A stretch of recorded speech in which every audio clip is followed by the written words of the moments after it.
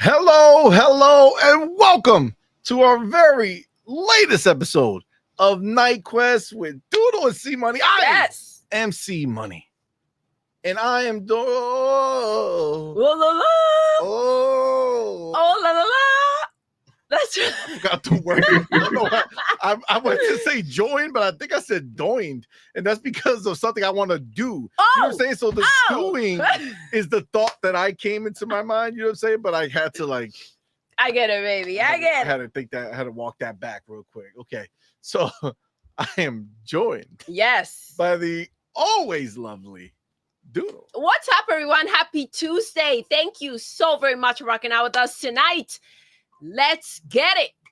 Let's get it indeed. Yes. Indeed. And as you know, it's Tuesday motherfucking night. Yes. Which means it's not just myself. It's not Doodle alone. No. We have our homie. Woo. Our brother. Our boy. Motherfucking Pharaoh Bazaar in the building. Let's go. Yeah, man. Appreciate Go. Let's Appreciate you guys having me. Absolutely. Yeah, thank you for rocking out. Absolutely, bro. Oh shit.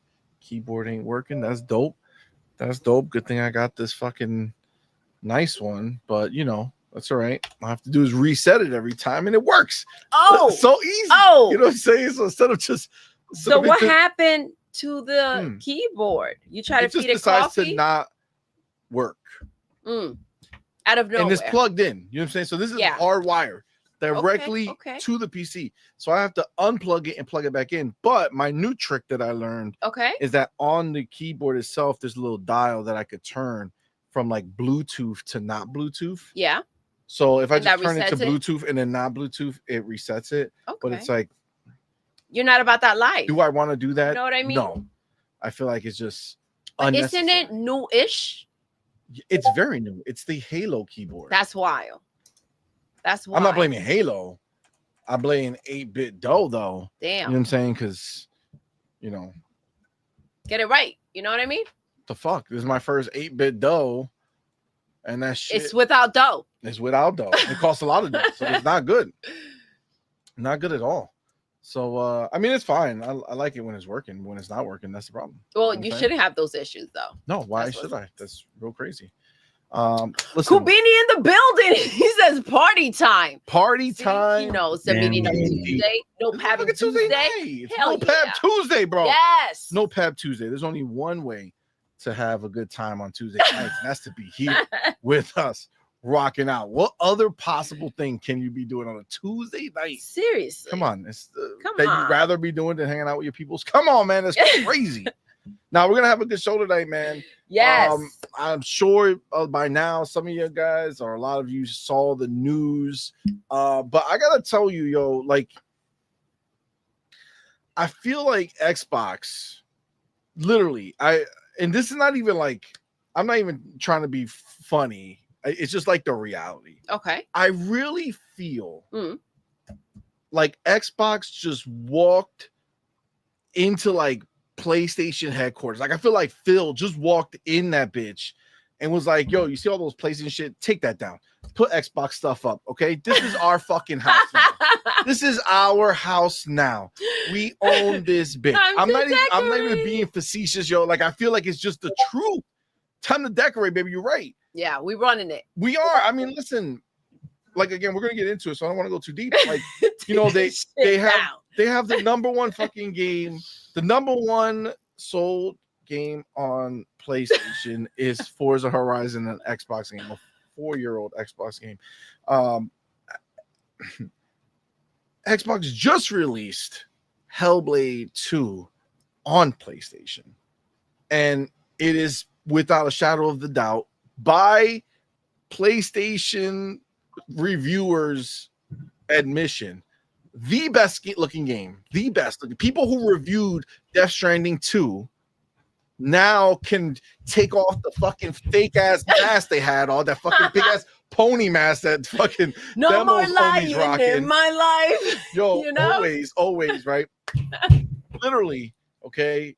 Take it off and finally tell the truth that Hellblade is the best looking game that's been created, and it's 100% there.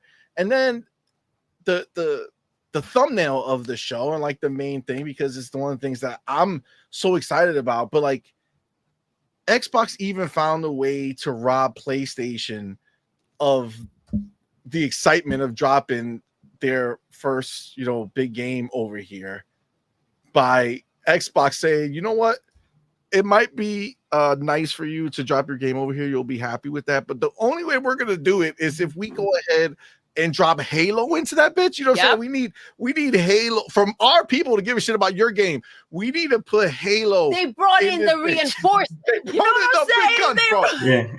Big guns. Yo, I saw. They're like, you ain't gotta do shit on your own. Let me upgrade you. Let me up. You know what I'm saying? Take you from here to here. You know what I'm saying? Like, pop my trunk. Bro, when I saw that, and I saw the Halo ODST tease at the end, that was wild. Come on, man. Dude, I'm telling you, I don't know what's next. Every game that is Last of Us, are they gonna replace Ellie with Cortana? You know what I'm saying? Joel's gonna be Master Chief. They're just gonna do the fucking whole game as that pair. I mean, what's happening here, bro? Oh man. How about Nathan Drake?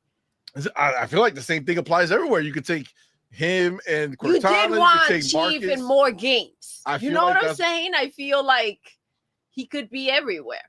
I really feel like they're just gonna change all the games that come from PlayStation and just add random Xbox shit into them. Like, nah, this is our game now. We do what we want here. But before we get into any of that, okay? You know what we got. Yes. We got to shout out our Tell homies. them. The people live in the building with us. You guys are the shit. Thank you so much for being here. But of course, everyone who supports us over on Patreon and YouTube, you guys are the shit. Thank you so much for your support. It does mean a lot to us. But of course, we want to go ahead and shout out our elite members. We got our brother, our homie, Big Boy Mike. Yes. Our boy, Dark Angelic. Our girl, Queen Witch. Yes. And our homie, Coach Hoodie Canuck. Thank you so much for being our elite members. Thank and then we you, have our inner circle members. We got the homie Big Mix Gaming, Pragmatic Ego, and our newest inner circle member, Hargi Chani. Let's go. Our boys. Thank you so much, guys. Thank you, guys. We do really, truly appreciate the support. And, we had a fantastic show Friday. What a fucking banger. That shit was hilarious. Oh, my God. I had such a good time. That was so fun. It was really, really a fun time. And, we do no, get the finger. Listen.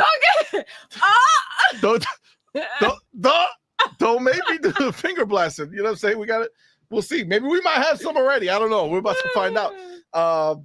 But yes, we still got to make those emojis. We're gonna get it. We'll have it ready by Friday. You know what I'm saying? So get ready. But, I mean, maybe we got to upgrade and just do it now. Maybe every day's finger blasting day. Maybe every day is finger blasting day. I listen. A little finger blasting here or there. A little finger blast for her. Get it. You know what I'm saying?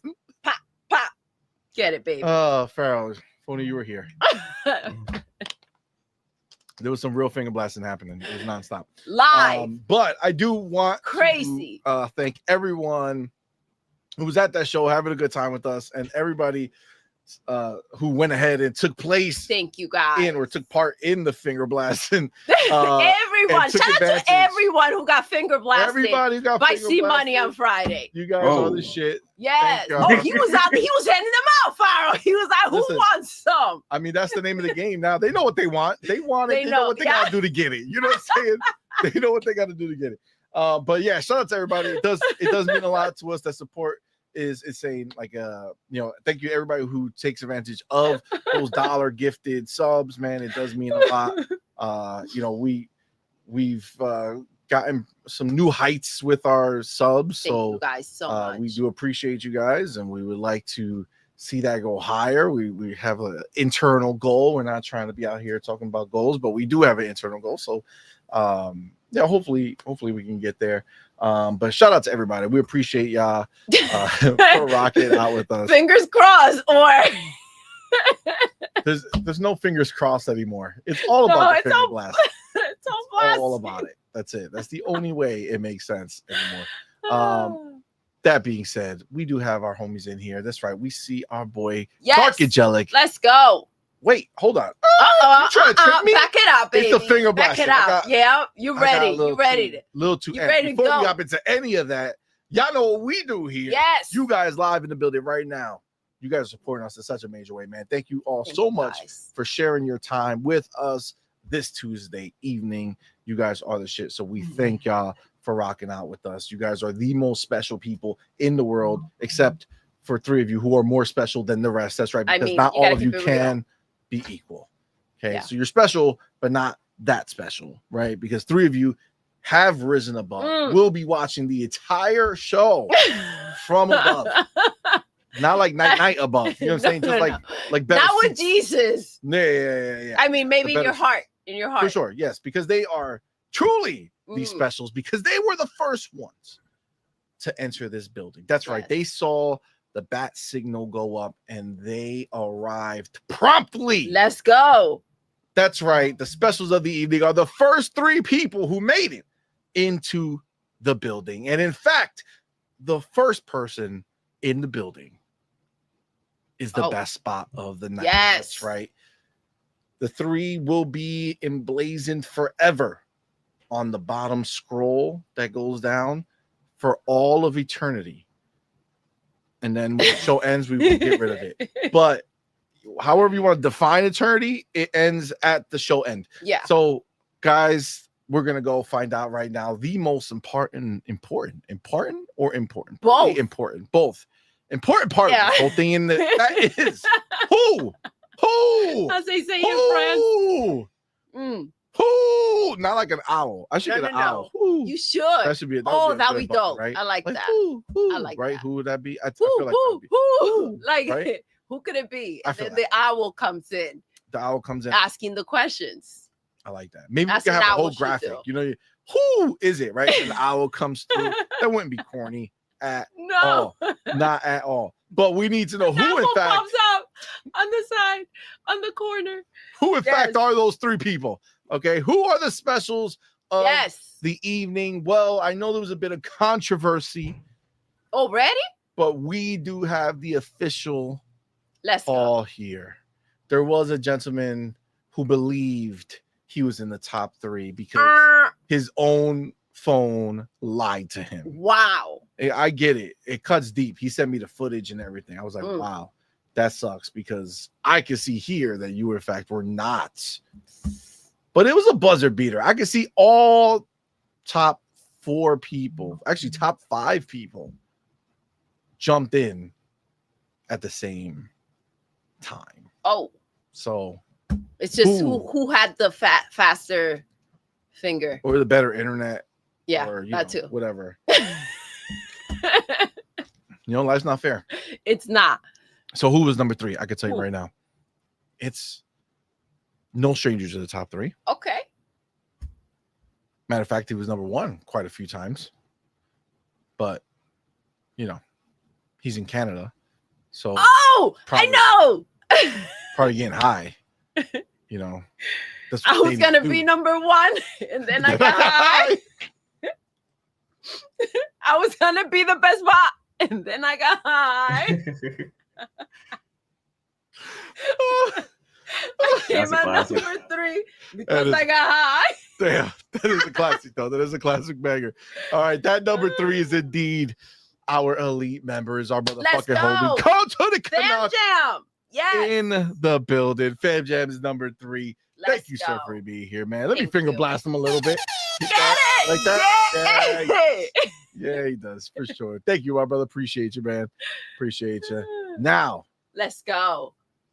Number 2 in the building. This one's a big deal because it's definitely better than 3. Okay. But it's a big deal because the pain of knowing that you weren't number 1 when you were so close is real. It is. So, it is. Although you're a special, it has to hurt a little bit. Our boy, the Buster. The Buster. Could it be me? Could it be? Could it be you? It was you indeed. He thought he was number 1 though. That's what he said. Could it be number 1? Oh no. like that's a negative. That got shut down. That got shut down real quick. That's it. Sorry, Buster. Sorry, It was a great attempt. I mean, you definitely got number 2. You reach. Yes. Right? It was like you had the football and there's like the line for the end zone, right? And you got the ball and it's like, oh no touchdown. Number 2. Yeah. Sorry. But you still made it. Okay. You're still special. You're still gonna be for sure on the banner. Just not as special. Not as special as the number 1 spot, because the number 1 spot is the best spot of the night. For sure.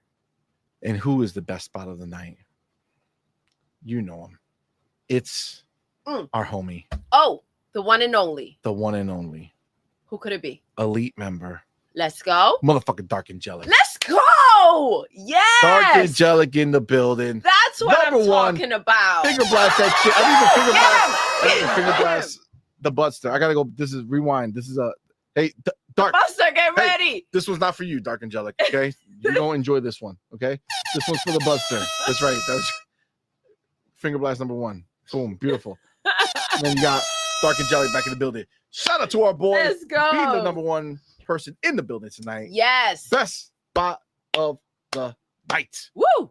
Let me go and update that. Thank you guys. Appreciate y'all for being here. Thank you for rocking out. Thank you for being so fast. Super fast. Yes. Super fast. So we got Dark Angelic in this bitch right here. Let's go. 1. And then you blanking out? The Buster? Buster. Yes. Número 2. The big number 2. And then that sounds weird when you call it the big number 2. Well, I mean, we had a whole discussion about the shit and the shit. Yeah. We're gonna work on those t-shirts, you know? Yeah. We gotta get it done. I forgot how that was supposed to go. That's a good question. All right. Shout out to you guys. Appreciate y'all. I do see we do have our homie Dark Angelic. Now we're here. Now, Dark Angelic, by the way, with a double banger. First super chat of the night. Oh, wait. Oh, nope. Triple banger. Nope. What? Nope. What happened, C? This one I have to call incorrect. Oh. This one's messed up because the time. Yes.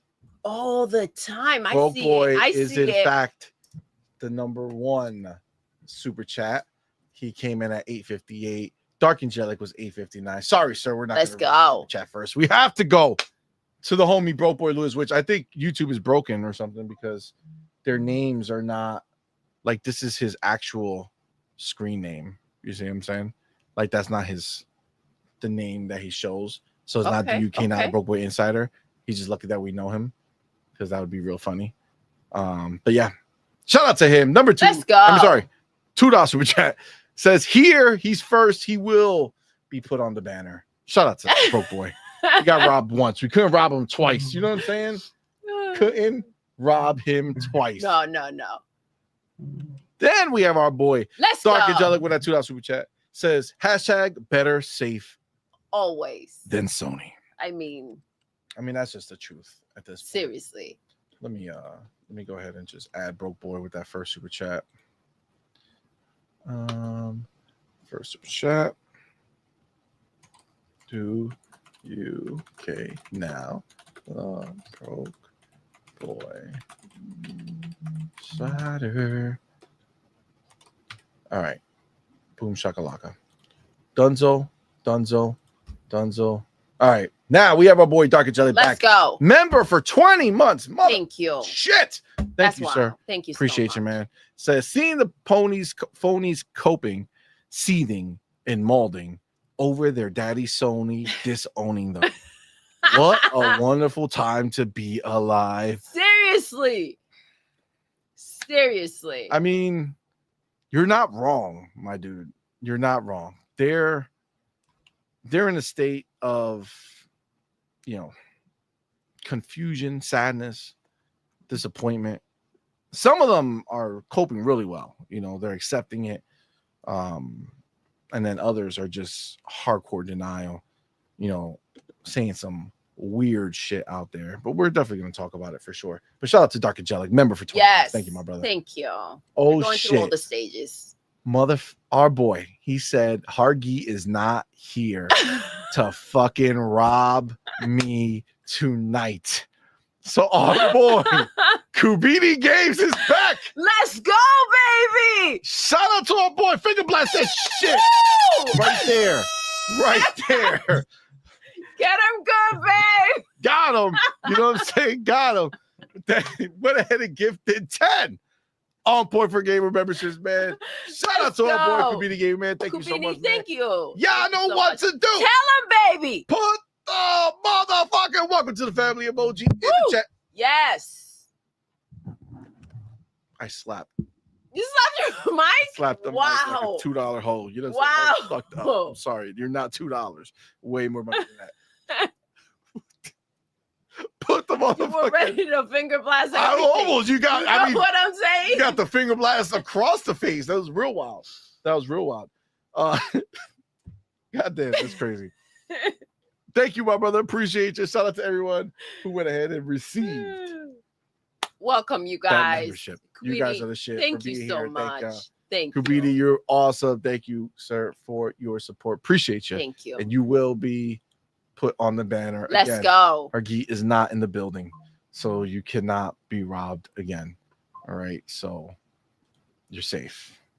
You're in a safe place. Can you imagine if Hargi just shows up like, ha ha? That would be real fucked up. Oh man, 10 gifted. That'd be I was like, for now. All right. Shout out to our boy Kubini Gaming. Thank you so much. You're on the list, man. You're the man. Awesome sauce. Thank you. Much appreciated. We got the homie Aaron Starks, who's not Aaron Starks. It's Starky Love. Starky Love. God damn it. It glitched. Did it glitch, or maybe maybe it was a voluntary? No, everybody's stuff is out. No, is it? It's all everybody has their stuff out. Just everything dangling. Oh, just out in the public. Damn. Sorry, Aaron Starks. You gotta be put on blast like that. Starky Love. That's wild. With that $2 suit, I appreciate you, homie. Says Xbox is the true market leader. Let's go. Pony Killer. Yes. Starky, you ain't lying, dog. You ain't lying. This is the absolute truth. And I think PlayStation has officially admitted that, right? Like all this conversation that goes on in the make-believe world where ponies actually believe that PlayStation gives a flying fuck that they sold these boxes that are not being turned on is crazy. I mean, ponies are out there still doing math. Like they're like, hold up. No, they are making money. It's like you can't tell them that they're making enough money, right? Yeah. For sure. And then remember, Xbox is dead, right? And that's why PlayStation is like, yo, let me spend some money porting our games to this dead box. Yeah, for sure. They don't buy games. Oh, let us spend our That's money. where our games are gonna go. Listen, either PlayStation knows something you don't know, or you are admitting that PlayStation is just stupid. Which one is Which one? What can it be? We don't know. Well, I mean, they kind of already been saying that PlayStation's been stupid since they made that multi-platform announcement. There's been a lot of coke going on lately. Yeah. I mean, there's varying degrees from different sides. They got some people crying. There's some people who are like attacking their own kind, like begging them, like, stop being so stupid. You're gonna make us look bad, or you're looking like you don't look bad enough already. It's like. But this is I have to say, they've done a lot of stupid stuff. But this is the smartest thing that they can do right now. Absolutely. The best possible thing for their future. Yeah. Right? If PlayStation wants to stay as a first party, developer, right? Having actual studios making games, this is what they need. The PlayStation fan base is not enough. No. They already knew they weren't enough because they took all their games to PC, but now PC players are also not enough. They need the whole squad.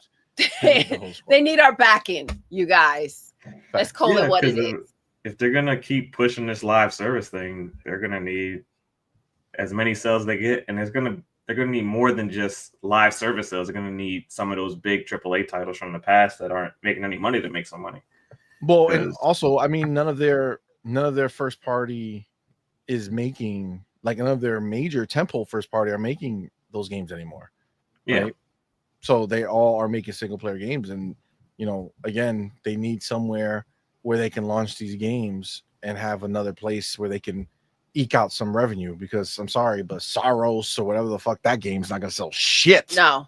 So if it's not gonna sell shit, at least it won't sell shit in multiple places, and then you can add all the shit up, and you get a little better shit. To a better. You know? Shit, you know what I'm saying? But yes, that's the scenario. Yeah, for sure. Motherfucker, Kubini said, "I'm not." Kubini, let's go. And he's back. He went back to back. Oh, he went back to back. Another 2-5. So that's another 10. Our boy. He's get him, babe. Finger blasted. He wants that. Get ready, Kubini. Shout out to that. Shout out to that right there. That's our boy, Kubini Gamer, man. Shout out to you, my brother. Thank you for another 10 on point for gamer. Thank you so much. Shout out to you, man. Y'all know what to do. Tell him, baby. Put the motherfucking welcome to the family emoji in the chat. Welcome our newest members, man. Welcome you guys. And every one of y'all for rocking out with us. And of course, Kubini, thank you. Kubini thank you so much. Thank you, my brother. You've been updated right now. I'm gonna go ahead and update get it. Shit. Let them know. Kubini is not fucking around. got Hargeet shivering. Damn. Well, he's shivering from fear, not from the finger blasting. That's a different situation. You made it weird, babe. I didn't want any weird thoughts out there. You know what I'm saying? I want everybody to be, on the same wavelength. I didn't want anybody thinking that there was like weird stuff going on. G Baby's wondering where the finger blasted emoji. I thought it was for Friday, but we'll have it ready. Yeah. For Thursday. Next show. We'll have it for next. Kubini's like, don't tell Hargeet, yo. Shit. Kubini thinks that Hargeet's like Candyman and shit. You say his name a couple times, just appears in the chat. Comes in. Oh my god. All right. Did I update that shit or did I do nothing? I mean, it's one or the other. No, I did. You did? All Good job. Cool. Good job. Look at Malcolm. Look at Malcolm being messy. Malcolm being real messy. That's hilarious. All right. Let me shout out the homie Michelle Alexandria. Let's go. That homie. Appreciate you. I see User for Games. Yes. In the building. Thank you for rocking out, fam. Appreciate you. I see Masshold 1977. Shout out to you, man. Malcolm X Lax in the building. What's going on, fam? Jonas, the motherfucking dad. What is up, homie? Ryu Art Gaming in the building. Oh, what's up, fam? What's up, my brother? Thank you for being here, homie. Thank you. Becca's in the building. Becca, what's up, baby? What's going on, fam? What's going on? Wow. You got Ren in the building. Ren, what's How you doing, homie? Appreciate you. Thank you for rocking out with us on this Tuesday night. See Phoenix Freestar in the building. What's going on, man? Cage el Vampiro Borracho. Il Vampiro Borracho. Il Vampiro Borracho. Gotta say it right. In the building. I really am annoyed by this. I don't know why all the names are fucked up. Everybody's? I mean, yeah, it's all the ats. So if their at doesn't equal their display name, well, it's whack like Cracker Jack. You know what I'm saying? Damn, YouTube being messy. I see Outward Lyric in the building. Did I say that? I think I did, but that's fine. Outward Lyrics. What's good? Up, appreciate you, fam. Let me see. What the fuck is that? WTB 1327. I don't know what your real name in here, but thank you for being here. WTB 1327. Talking with Bob in the building. Bob, what's good? What's up, man? Thank you for rocking out with us, homie. Appreciate you. Verg Brizzle. What's up, fam? Use the shit. Who's that? Man, bro. This is crazy. Ron Slusher. What's up, man? Thank you for can't being see, here, babe. I see. I can't see. You can't see? Six Slayer. What's good, man? Can't Thank you. see? Thank you for rocking out with us, man. Hugh Grant in the building. What's up, man? Says the whole hashtag the whole slate. Let's go. Tell them. Tell them. It's the truth, man. I mean, if you're still operating under this like idea that it's not gonna be, bro, the fact that it's just gonna hurt Xbox even more and PlayStation just made a baby and put Halo in Helldivers. I'm just saying. That's wild. That's wild. I'm just saying, it's the truth. Wade Johnson. Yo. Oh shit, Johnson. I mean, it's the truth. I'll say it anyway. Damn, Doodle looking like all the good things in the world rolled into one. That's the truth. Thank you, love. Right, Thank you. I got to get her amped up for tonight. You know what I'm saying? Oh, wow. See, wow. What are you talking about? What are you talking about? I don't know. Boss Bronze. I think that's video game Armada. Yo. I think so. Because what? PlayStation players want Xbox games? What a shock. Oh, not only do they want them, but they are absorbing them. You know what I'm saying? They're like finger blasting is not even, it's just a start with what they're doing over there. It's crazy time. You got Stinky G. Are they going to be blowing on the controllers for Xbox games too? You know? Is it the whole thing? That's a good question. Can I tell you something though? Yeah. Before we go any further right now, and before we get into topics and stuff. Yeah. I did play Hellblade. Yes. On PlayStation. Because of our homies over at Xbox. Thank you so much. Cool enough to drop us a PlayStation code for it. And I mean, game is still awesome. Obviously, it's fantastic. It was. We put up the first hour of the game. Yeah. Like the first main section is there. You know, it looks good. Obviously it's 60 FPS. It looks a little different for me at 60. Agreed. I feel like, you know, when they talk about like filmic at 30, people kind of scoff at it, like ugh. But you know what? You lose some of that, some of the look, to be honest with you.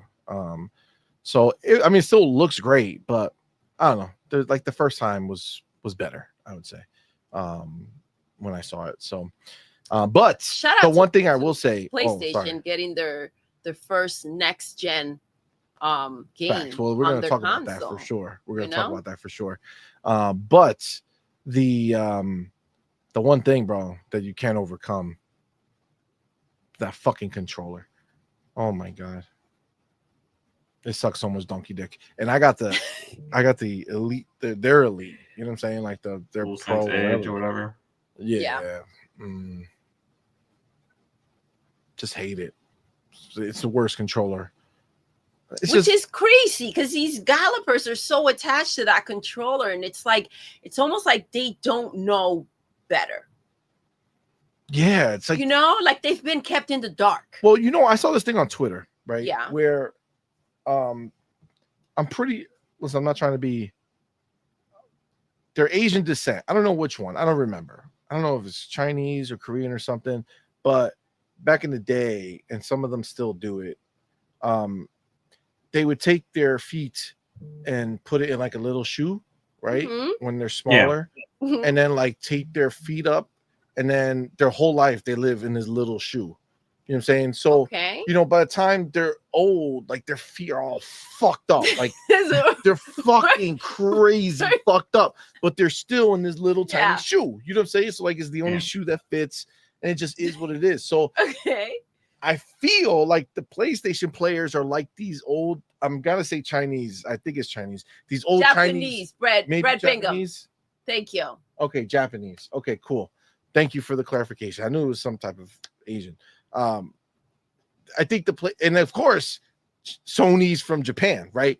Oh, so they're this is their little shoe. Okay. Their controller is the little shoe. Their hands are used to fucking the little just always tight, like hitting it. Just that, see, finger banging. I feel like they were like the original finger bangers. You know what I'm saying? Like that's no matter what you do, if you ever go in this direction, if you have to look this way and turn this way, you're fucked. Maybe you know it's because of the hoofs, right? It's probably So they because of probably need a smaller Yeah. situation in place. So that's why they don't like any other controller, because it Mhm. doesn't fit them right. You know, Yeah. like they're so It's used not to this. suited for post. Like if their finger had to come up here, you know what I'm saying, and They'll down lose here, their they'll be like, mind. wait, my This doesn't brain make can't sense. Yeah. do this. You know what I'm saying? They'll think it's that thing where like rubbing your belly and tapping your head and tapping on a foot. Like that will be for them. They'll be like, I can't do this.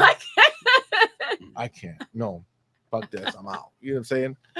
That's Got why I it. think PlayStation. That is makes going- sense. See, I didn't know PlayStation where is you gonna were have their going with this, controllers on babe, Xbox. but like, holy crap, that book needs to pop up someday. Like, I mean, listen, there's CMoney only analogies. so much wisdom all I make could sense. bestow. You know what I'm saying? So You're so good. no matter where it starts, it always finishes. It right. always finishes You know what I'm saying? strong. Yeah, It's the way for it's sure. about. You always pull through. I knew it was Chinese. Look, Brett Bingham, he says correction is Chinese, but I believe Japan also practiced foot binding. Okay, so okay. So he corrected so the he right corrected analogy, me and then corrected himself. and now got it. And now I got to go back and delete the whole story, start over. Start okay, again, babe. in China. No, I'm just playing. Shout out to Brett Bingham. Appreciate you. But yeah, so that's the problem. This is where they are. Okay.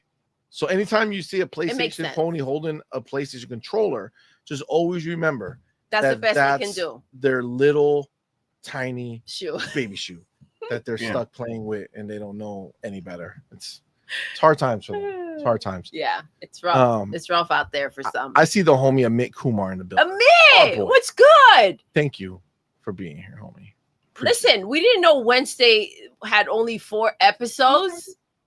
Oh yeah, that's So it's whack like half Jack. the season, and then it's coming back in September or something. Who knows? I mean, they're long episodes, but how does the rest happen? You know what I'm saying? Like, because Doodle, we watched it, and Doodle's not as impressed.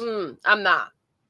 And it's not like I'm as impressed as I was with the first season, but I'm like I like the first season a lot, so I'm like, all right, I could kind of let this finish figure the itself first out. episode and see what happens. Where I was like, yo, man, you ain't gotta put me through this today. I was about halfway, and I was like, I can't do this. I don't know if they took too long to deliver season 2.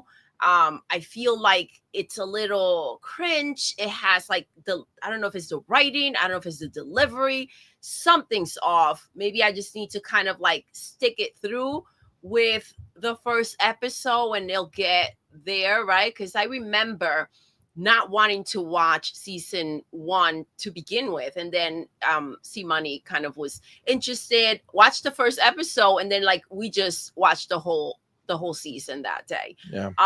But damn, this is Maybe a we'll get little to the end of wild. the first episode, and it'll be like, hey, it's time. You know what I'm And saying? like You'll love it. waiting that long to then give you 4 episodes, that's also crazy. Not that, like if I can't get through the first one yet, I'm hoping to like maybe be a little more in the mood for. Oh, he says it definitely gets show? better as you continue watching the season. Okay. See, this is just a setup. You know what I'm saying? We just gotta get through this, and it'll make sense. Like Severance. Yes. Which, by the way, we never went back. We never went Did back, we? but that's not because we didn't like it. It's just because we haven't gone back. What's the other one? We watched the first 2 seasons, but this show should have ended. Squid Games. This show should have ended with like season 1, pretty much. Which feel one? like Squid Game. I feel like season 2, it was still good. Squid enjoyed Game it, was but then disappointing. I like knocked out on season 3.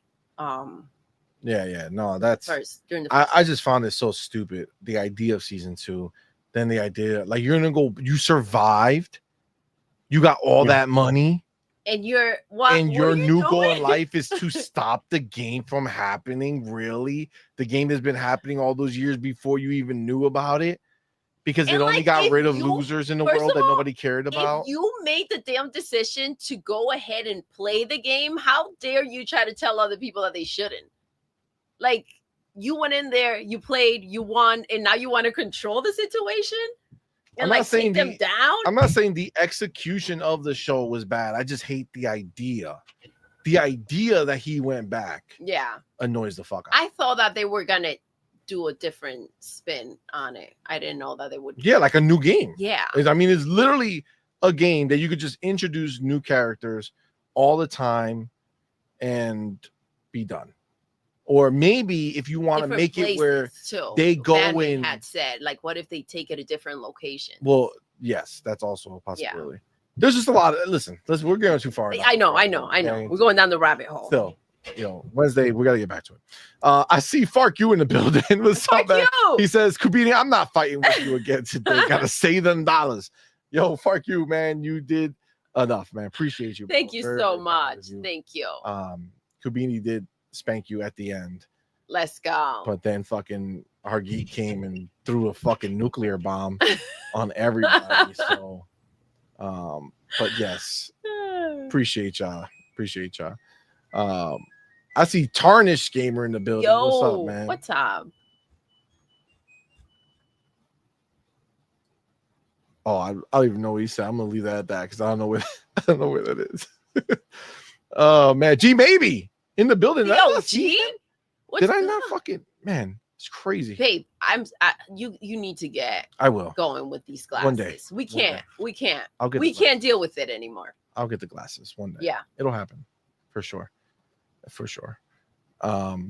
See what they can do for you. Yeah, so it has to be.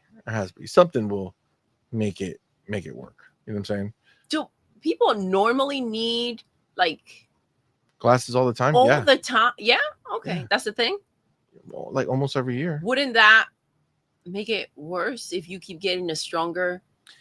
Well, that's the game. Like, okay, you need more, so you get more hooked, right? It's like a drug. Okay, well, maybe you should have never. Well, when you can't see. I mean, clearly, I could keep pretending like I can see this shit clearly. I see Be Nice in the building. Be Nice was good. You're doing a great job, by the way. I feel like you can pull that off. Thank you. Pretending you could see it. Thank you. I mean, I'm trying. Stressing. This is probably making my eyes worse. Yeah. Because I have to trying to see with your eyes. So far. Like or you can just put the font on like 200 and you'll be good. Nah, because then everything will get smaller. And then that's a whole nother set of problems because then I don't got no space to move or see things. It's like, God damn, this is the worst. All right. I see Ray Oid in the building. What's up, man? Trey Bone in the building. What's up, fam? Okay. All right. I'm gonna wrap this up and we're gonna get to didn't make the cut before. Okay. But first, let's go to Space Shot. Oh shit! Yes. I didn't see a Space Shot in the building, my dude. Thank you, my brother, for being here. Working out loud. Member for 10. Thank you so much. Appreciate you, my brother. Thank you for the support. It says missing the show today, but wanted to drop this. Thanks for this community. Ponies are served best with pony salt. Oh. Thank you, Space Well, thank Shot. you, sir. Appreciate you dropping by and saying hi. Thank you, sir. Make sure you hit the like button. Yes. Okay? Like more people should be doing. You know what I'm saying? Definitely do that. Okay. If I didn't say hi to you, I apologize, but shout out to you for being here. Thank you for being here. You made the right choice. Okay. Wade Johnson was good. Okay. All right. I gotta go. Let's go. Where's my book? All right. Oh man, I gotta do my update on my information over here too. But we're good. So today is Night Quest. All right. Let's take a timestamp in this bitch. Let's go. All right, I'm ready. Boom. Okay. This is our segment. Didn't make the cut. If you don't know what that is, every show we have our topics that we choose to talk about as our main topics, but there's a bunch of things that still go on that are not necessarily worth a topic conversation, but we still want to kind of chat about it a little bit. So that's what this is about. All the stuff that didn't make the cut. So first thing, this one broke my heart. I'm not gonna lie. Oh. If you guys remember Summer Games Fest, and you remember that we went to Play Days and we got our hands on some games. One of the games that we got our hands on really, I'm super excited for. Right, just loved it, loved every moment of it. So excited for this game. Was so pumped that it was going to be coming out soon, but now it is not. Crimson Desert has been delayed to Q1 2026. Okay. A lot going on next year, huh? A lot going on next year. And this is going to start the year, theoretically, somewhere between January and March, right? If that's obviously the first quarter, right? So, yeah, I mean, this one fucked me up a little bit. A little disappointed. It is going to be at Gamescom. But, yeah, so we should be getting a new trailer, hopefully. I know people are going to be able to get hands-on over there, which is dope as well. So we should be getting at least some new info or something.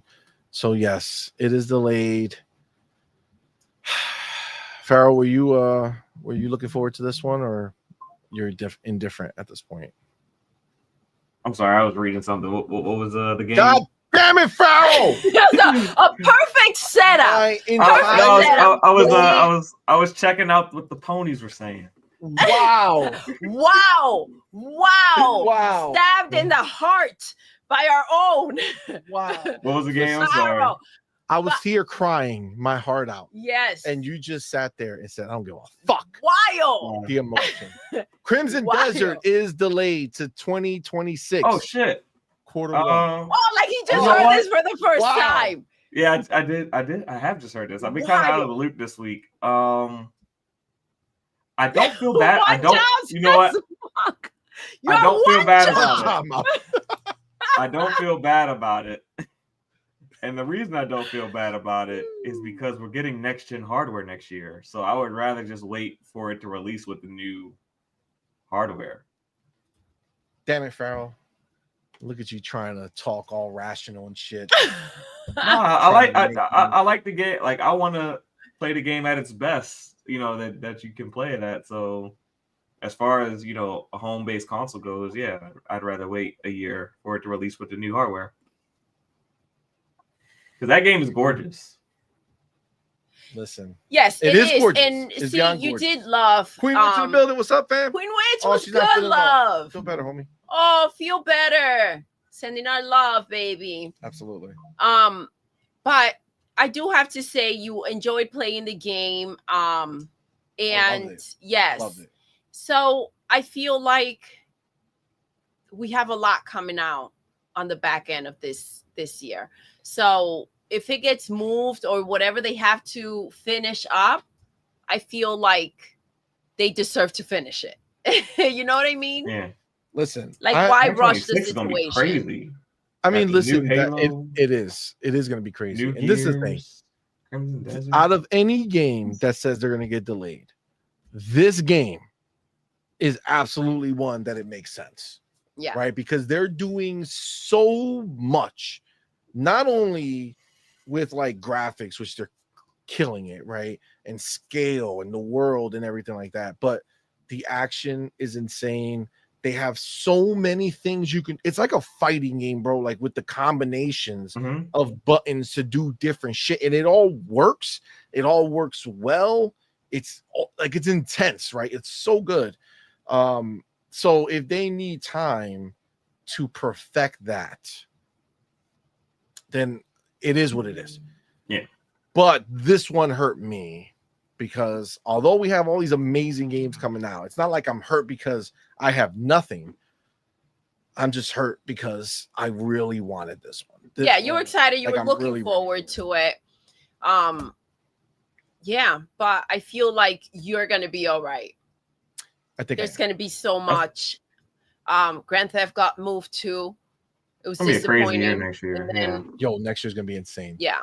Insane. It's going to be real crazy. Because you figure this is in the first quarter, and then the next quarter is Grand Theft, unless it gets moved. Unless it gets moved. Unless it gets moved. But yeah, this one hurt a bit. I'm not gonna lie. It's crazy because I don't feel that issue that was there before. Like if a game was delayed, you kind of were like banking on that game, Yeah. at that time to, for it, like it was the game you were looking forward to, and there was kind of like nothing else. But I feel like now there's just so much out there that if something gets delayed, you just move on to the next. And this is why these developers can't fuck up the opportunity when they come out here and make that impression. They need to come in correct, because, you can't drop the ball. No. Especially remember, if you don't remember, Crimson Desert is the company that really I guess was the first one to rattle Sony's cages, because remember, Crimson Desert was the one that said, step back, PlayStation. Yes. No sir, we don't want You're your not deal. touching this. We're not going to be exclusive to you at all. Deuces. Okay. Yeah. That's who they are, right? That's who Crimson Desert is. Yeah. We got to support that shit. Absolutely. Because we got to let them know that saying, fuck you, PlayStation, we're not going to be exclusive, is an important statement that should be universally had. Which, by the way, would have been a huge W for PlayStation to go ahead and get that. Like, I can see crazy why they were trying. And I don't blame them for trying, right? Obviously, sometimes you got to get shut down. Sometimes you won't, right? So, like, they took their shot. That was a big swing. It didn't play out. It was a big swing. But what's the worst that's going to happen? They're going to say no publicly, apparently, because that's the route they took.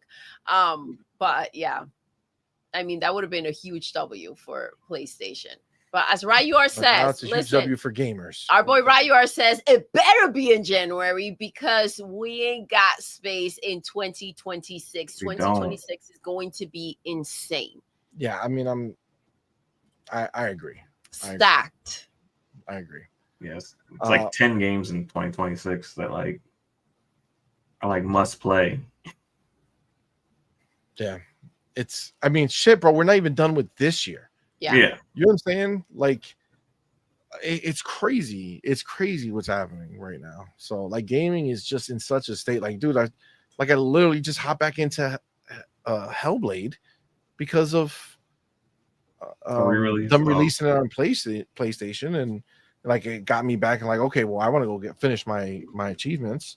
So I jumped back into the Xbox version, which also runs amazingly now. Like either way, it works both ways. I still feel like the 30 was the right call, but either way, we got that. That's a 2024 game, right? Helldivers is a 2024 game that's making a comeback that I'm gonna have to hop into, of course, with Halo being involved. So like this is on top of that, there's Gears Reloaded later this month. Come on, man. And then there's still so much more. We got Ninja Gaiden, we got Call of Duty Black Ops 7. You got Battlefield eventually releasing at some point, which Outer Worlds 2 that had the beta. Yeah, Outer Worlds 2. I mean, dude. Yeah. It's crazy. It is. It's a crazy year, and the next one is going to be even crazier. That's the thing. But I do have to say, there is that, when you see an older game, or in this situation, it happened with Forza, right? You kind of it released on PlayStation, and it kind of resuscitated the game. It's like, oh shoot, I do have this game, right? And I feel like it kind of happened with Hellblade as well.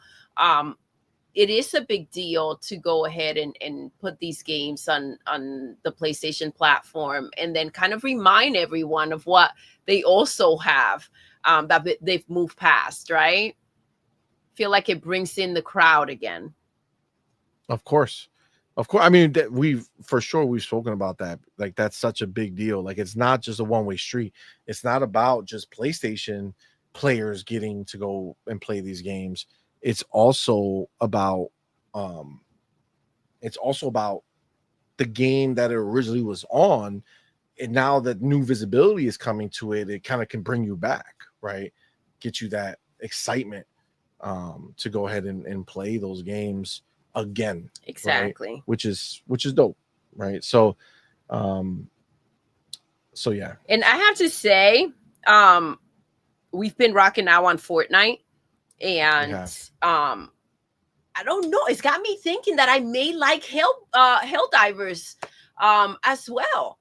Oh, smashing those bugs. Yes, I feel like it's crazy because now they've added a new layer to the game with the bugs, and it's like you have other obstacles to worry about when you're rocking out, other than just the other players. Agreed. I love what Fortnite's doing right now. So I don't know. I was rocking out, killing these bugs, and I was like, maybe it might be fun. Listen, we're gonna have a good time. We're gonna have a good time see. For sure. It's definitely gonna go down.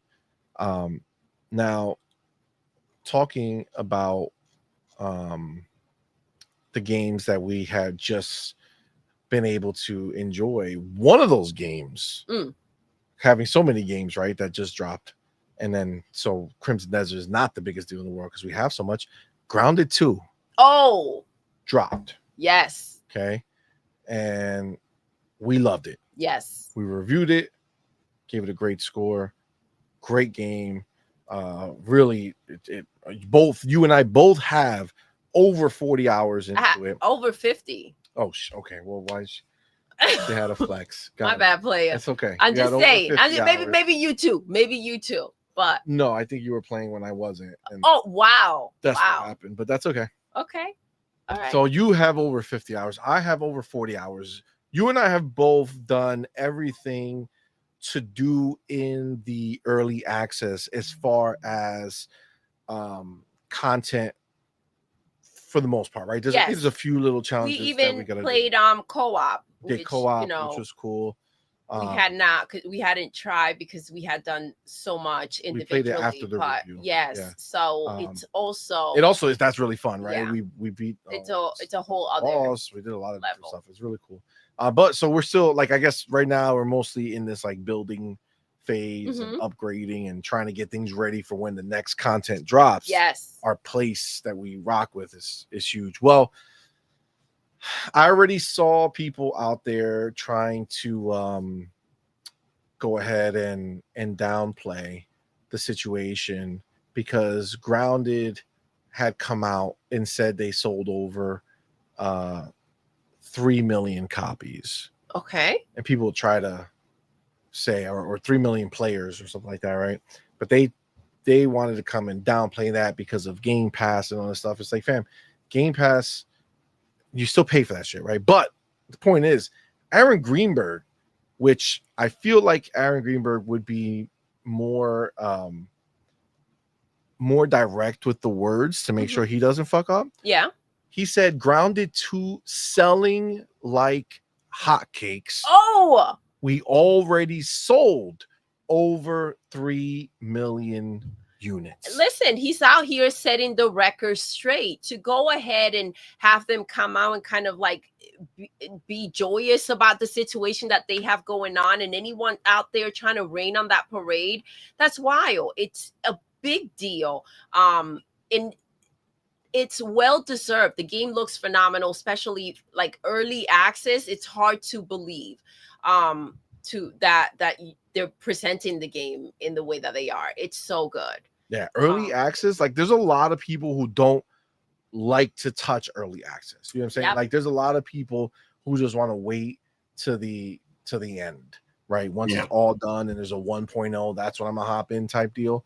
I gotta tell you, this game might be out of a lot of the early access. Like I feel like Towerborn is also similar to this in that it feels really good. Like it doesn't feel like early access. Grounded 2, I really feel like it's not early access. Yeah. I just feel like their definition of early access is we only did this much of the story and we're gonna open up. We're gonna do everything, and then we got more of the park later on. But like the world that exists right now, honestly, think about what we told you guys. 40 hours, 50 hours. if they released Grounded 2 as is right now, full game, with the content they released it with, without calling it like a live service or a game that's supposed to go on, and it's just an isolated game, Yeah. it would be, the gameplay wise, like you would get more than enough for your dollar. Absolutely. Right? Yeah. More than the story's obviously not finished, so it would be weird to And you can also see like the areas where they're planning to like expand that you can't go into, and like I'm excited for that. But yes, what you are getting right now, it's like it's a lot. It's very meaty. So it could be a standalone. Not to mention that, yes, the creativity level after, you do everything else, when you're building and you're unlocking everything that you can do, you can have different houses all over the place if you wanted to, right? So it's just, it doesn't need to end. Agreed. Yeah. Agreed. 100%. Yeah, I think. But I am excited because the upgrades to the tools, though, there are certain things, and I did find some of the snail shells, right, like cracked up, but you can't do it yourself. So that is going to be to get rid of the damn snail shells. So that'll be, obviously it's going to come. That's what's dope. We have so much more to experience when it does drop. What were you going to say, Farrell? I was going to say about the Aaron Greenberg talking about the sales. I was saying ponies just can't imagine. I think at this point, Xbox has more Game Pass subscribers than they do Xbox Series consoles out, like sold to customers at the moment. Yeah. Possibly. So people can't imagine that people have Game Pass and still would buy the game. And I mean, because the people who are ponies, they're like, oh, if we had it that good, we wouldn't buy the games. But Xbox players, they buy games. It's just what we do. Like, we don't have Game Pass to not buy games. We have it to play more games and still buy games that we really want. Exactly. So. And, I have to say, with that said, with Game Pass in play, our boy Ryuar said, I'm going to put this into perspective. Grounded 2, right, defeated Astrobot in a week. Oh, just saying, just to put it in terms that the gallopers can understand. Damn. That one had to hurt. Yeah. I'm just saying.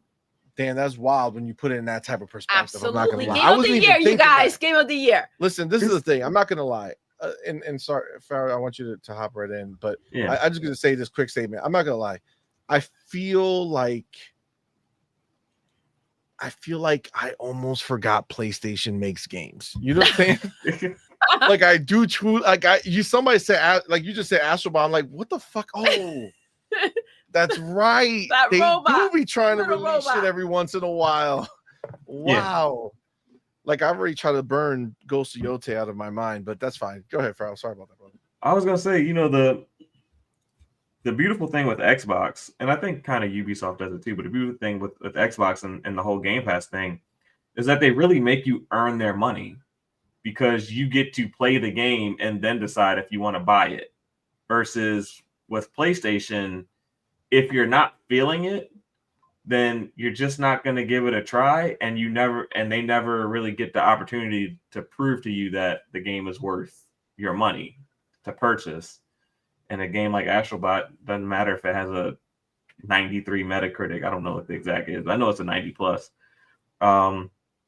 If people aren't interested and they don't get a chance to try it out and see that it's a game that's worth playing to them, they're never going to give it a try. And that's why that game is, not doing anything, because platformers are kind of, outside of Nintendo, they're kind of dead in a lot of ways. I mean, there's some here or there that do great, but for the most part, as a genre, it just doesn't do very well.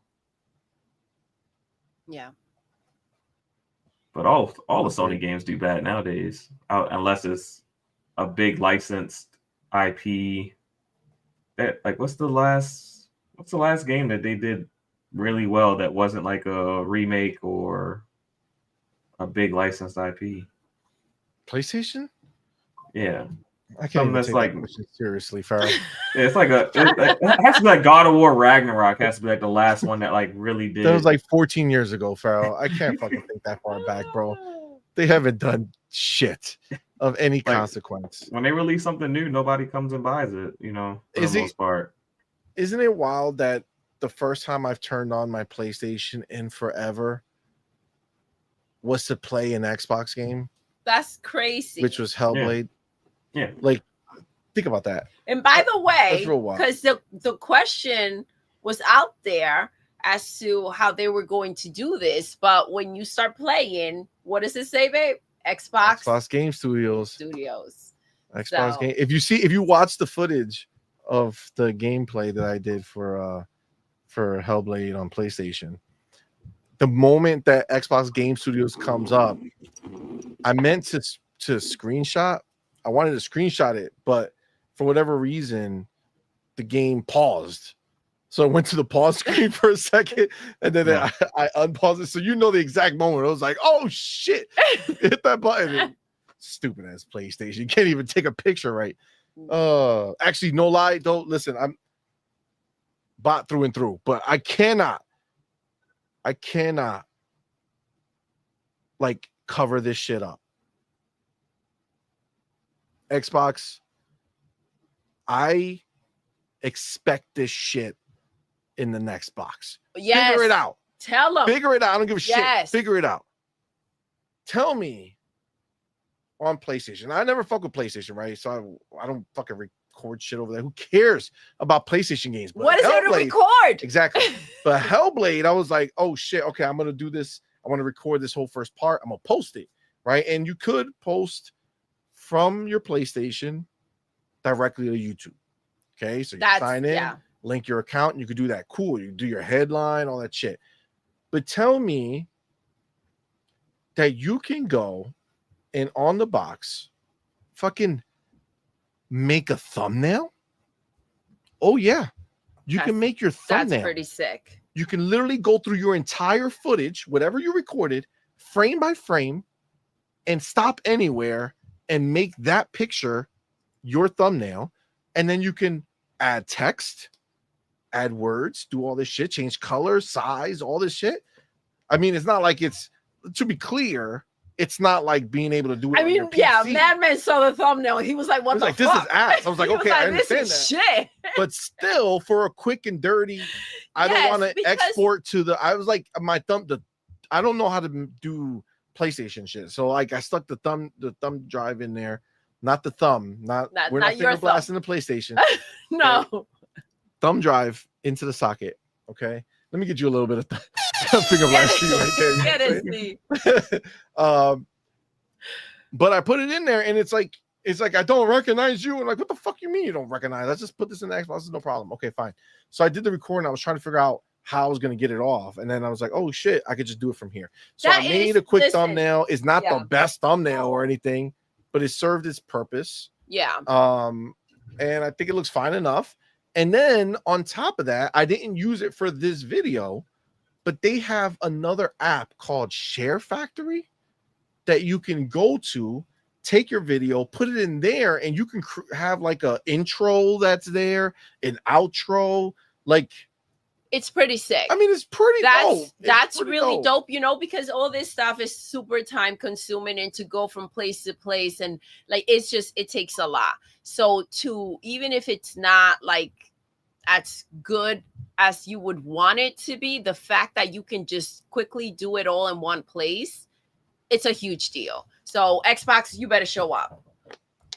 Yeah, I want that shit.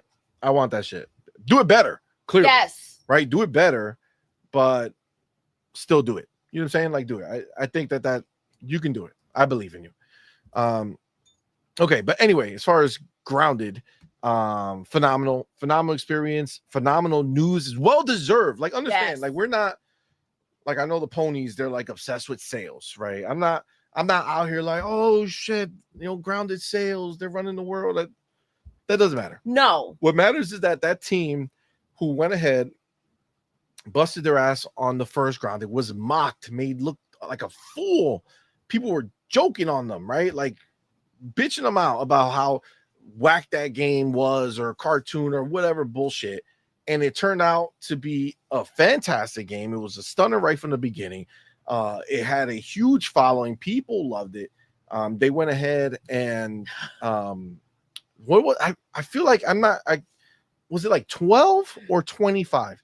It's like either 12 or 25 million people had played Grounded. Like that's a lot of players to have. You know what I'm saying? Yeah. For this small throwaway game that nobody thought was a big deal, and to finish strong like that is pretty dope. It's pretty dope. Yeah. So I'm definitely very proud of that team for coming out swinging, right? Like I think that's the cool thing, because again, like I said, Towerborn was the same thing, and now Grounded, where like I think they understand that they will always be held to like a higher level of scrutiny. Mm-hmm.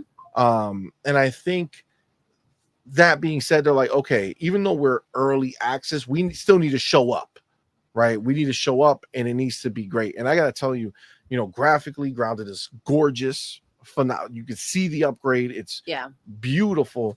Some of the lighting in there is you feel like you're in a Pixar movie. You know what I'm saying? Like that's how good some of this stuff looks. So it really is impressive, and they came out swinging. I'm seeing 25 million for Grounded 1. Yeah, I think that was the number. That's fantastic, man. It's just start again, 3 million sold on the box and PC, right? So it's on PC, on Xbox. Remember, not on PlayStation yet, because PlayStation doesn't do early access, right? So the one thing that's going to be, are going to are waiting now, right? Oh yeah, I mean all of PlayStation is waiting out. So these are all things to take into account. It is a huge deal. 3 million sold, and I'm glad that he came out here to set the record straight and kind of not it be something that gets brushed under the rug, or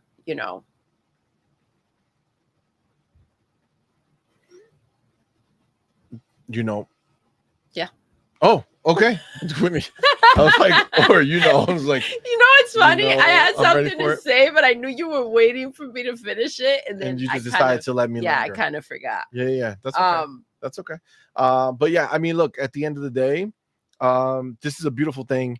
They're already a success. That's great. Still a small team, still crushing it. So that's fire. And again, once it goes, the big benefit is going to have is that there's not going to be this big delay, right? When Grounded 1 came to PlayStation 5, it came PlayStation 5 years after it had already been out, right? Whereas now you got to imagine 1.0 is going everywhere, right? I got to even imagine the Switch. I feel like they're going to make it I think this game would be perfect for the Switch. I think it would do great over there. So yeah, I would hope so. Yeah, absolutely. So that kudos to them. Shout out to Aaron Greenberg for going ahead and making sure we all knew the truth. You know what I'm saying? The real, which is it's important. It's important. All right, another talking about games and how much we have, man. Gamescom is coming up. Yes. It's next week. Yep. Next week. That's crazy. Yeah. Next week. Time's going by freaking fast. We're gonna stream it. Yes. And that's gonna be fire. And so on Twitter, German Strands are collected, because we obviously, it being so close, there's a lot of companies that are coming out saying like, hey, we're gonna be at Gamescom. And I think that's for the public, like the playable game. So this is how the next year and a half is going to be crazy. Okay. I'm going to give you the list of what's going to be playable at Gamescom, meaning the game is within range. And when you start hearing the names of these games and you start doing the math of months and then other shit that we know is coming out, it's going to get crazy. All right. Ready? So number 1, you have Chronos, The New Dawn, which is from Bloober Team. I'm a Bloober fan. I didn't play Silent Hill because it's only on PlayStation. I'm not playing the pisser version. And I think it's on PC now. Is it on PC? I don't know. I'm waiting for it to come to Xbox. But Chronos, they have a new game. I love the Medium. I know that one's like people are a little split on it, but I thought that was a phenomenal game. I really liked the story. I also like the Blair Witch project they did. So I think overall I'm a Bloober fan. I think I got annoyed when they took the bag and did the Silent Hill over there, but it is what it is. Chronos looks dope. So Chronos the New Dawn, I'm excited for. That's that game looked amazing. Right? It looked like Bloober finally took the leap from being like that AA borderline AAA studio to like really full on AAA with that title. Agreed. And I think that's like I would say that's what's like the exciting part for me. Because I feel like it is them kind of taking that next step. So yeah, this is it's a big deal. And I think that's going to be good. You also have Hollow Knight this baby. Would it be better if I like played a little snippet of these videos of these games that I'm talking about? If you like. I didn't remember. I was looking it up, but yeah, let me do this. I don't want to have anything running over here because of my mic. No, that's fine. I'll put them as we talk about them a little bit. I'll put it up so we can have an idea. So let me go here. Let me share here. Click this one. Go here. Okay. And then I'll bring it up. And then maybe we'll go down here. All right. So this is Chronos. So I'll put it on there. So aesthetically, definitely like big upgrade. Yeah. You know what I'm saying? Like it's pretty stunning, honestly. So this is a huge W. Let me see if I can fast forward because I would have had it playing. Very moody, like my type of game. You know what I'm saying? Like I'm gonna fucking I can love this shit. You see this shit? Yeah. Like aesthetically, this is fucking bro. Come on, man. Come on. That's beautiful. I love shit like this. Oh yeah. This is gonna be a jam. I'm digging it. All right. When is it coming out? That's a good question. This year, I think. I'm pretty sure it comes out. I think it's relatively soon, probably next month. Actually, is it? Wow, it might be. All right.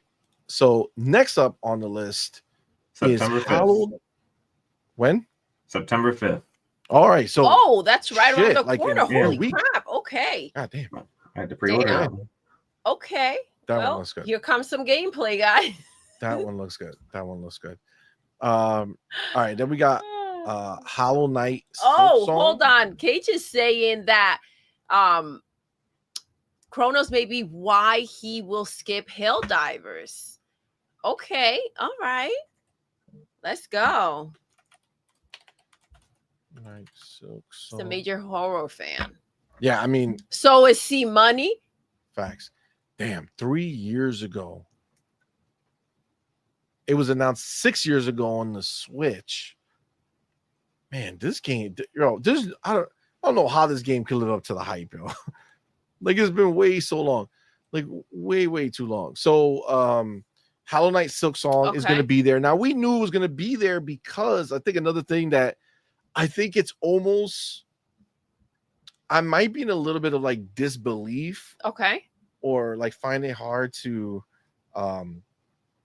like actually realize that this is going to happen, but we are getting new Xbox hardware this year. Yes. Yeah, sounds like October-ish, right? Yeah, October 16th. I think the day that it leaked. that is going to be. And that day is also going to be the release date for Silksong, which honestly is going to be a perfect handheld game. Yeah. Right. Yeah. Perfect handheld game.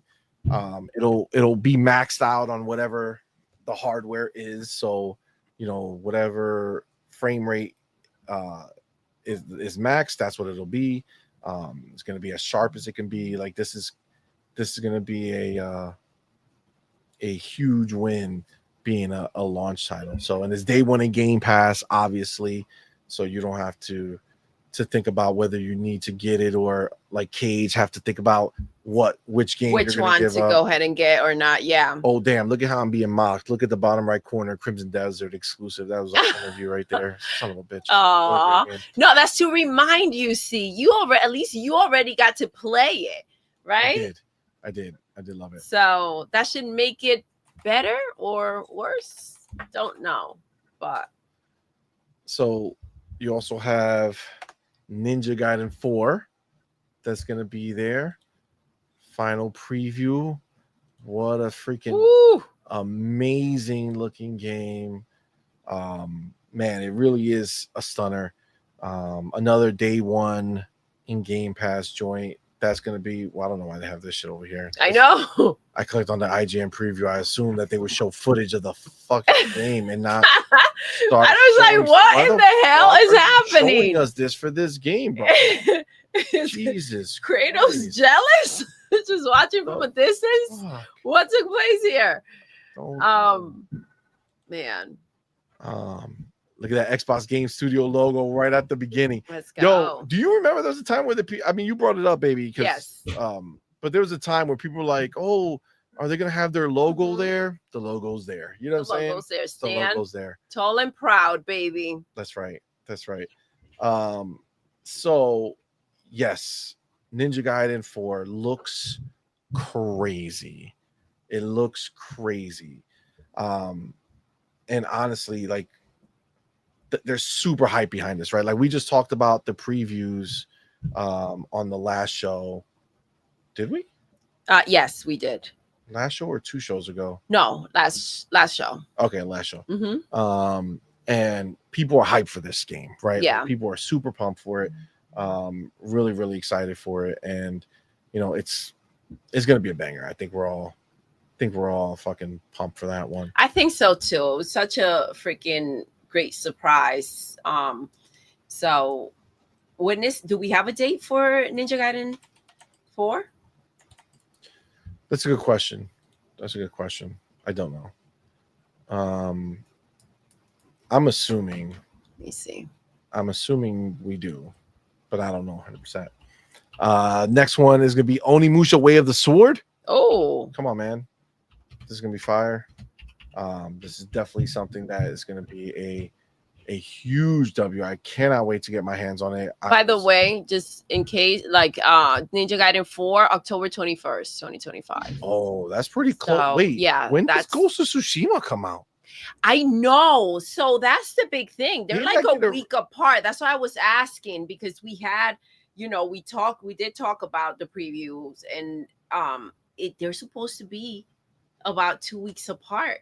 The developers were super hyped about Ninja Gaiden 4, ready to buy it, right? So we'll see. You did say, y'all better not show up for Ninja Gaiden 4 more than you do for Ghost of Yote. That would be embarrassing. That would be ridiculous. You say you're going to put it all over the thumbnails. All over. So all over.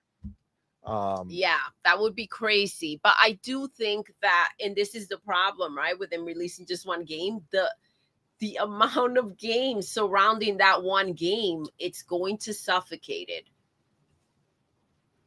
I truly believe that. Yeah. There's be a lot more people talking about Ninja Gaiden than there are going to be people talking about Ghost of Yote. I believe so. But Onimusha Way of the Sword looks amazing. It does. I did have the privilege to go and sit in at the Capcom event at Summer Games Fest. And I did see behind closed doors for Onimusha. They were playing it, live there, and it was phenomenal.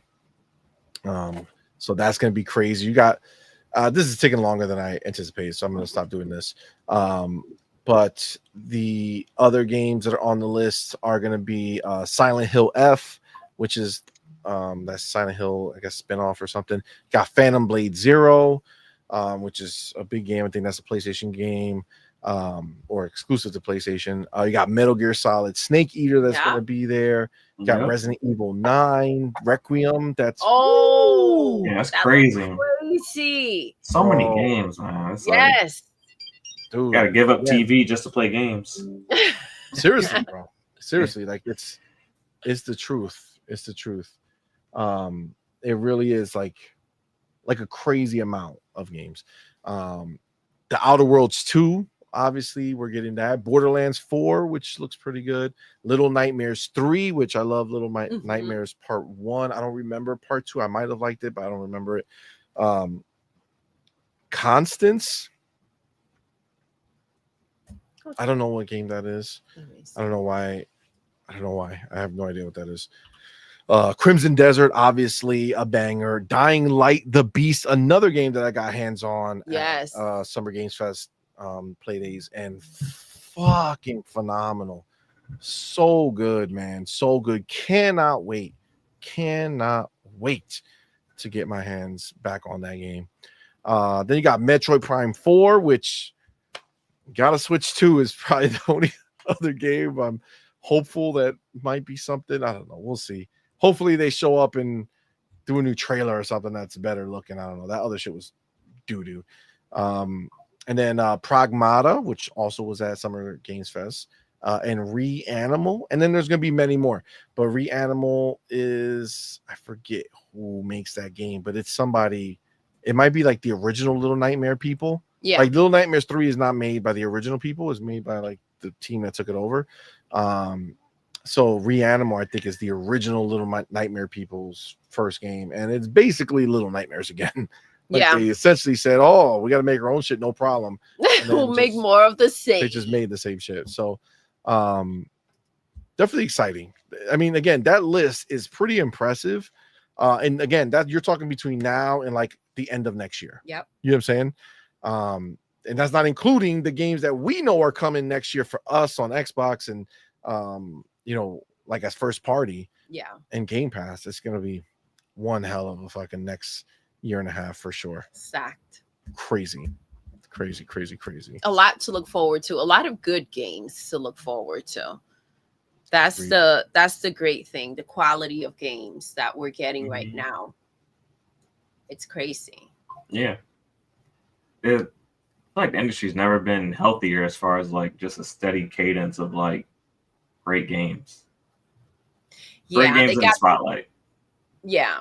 They got the wheel going for sure. And that momentum doesn't seem to be stopping anytime soon. Like it just keeps on picking up and picking up. We keep hearing about things where we're like, okay, well, this should be it. And it's like, wait, hold on, there's more. So that's always exciting because it's funny, no matter how much we're getting, when you hear something new that excites you, it just you get all wrapped up on it no matter what. So, and this is why there's always room for like delay now, delayed games.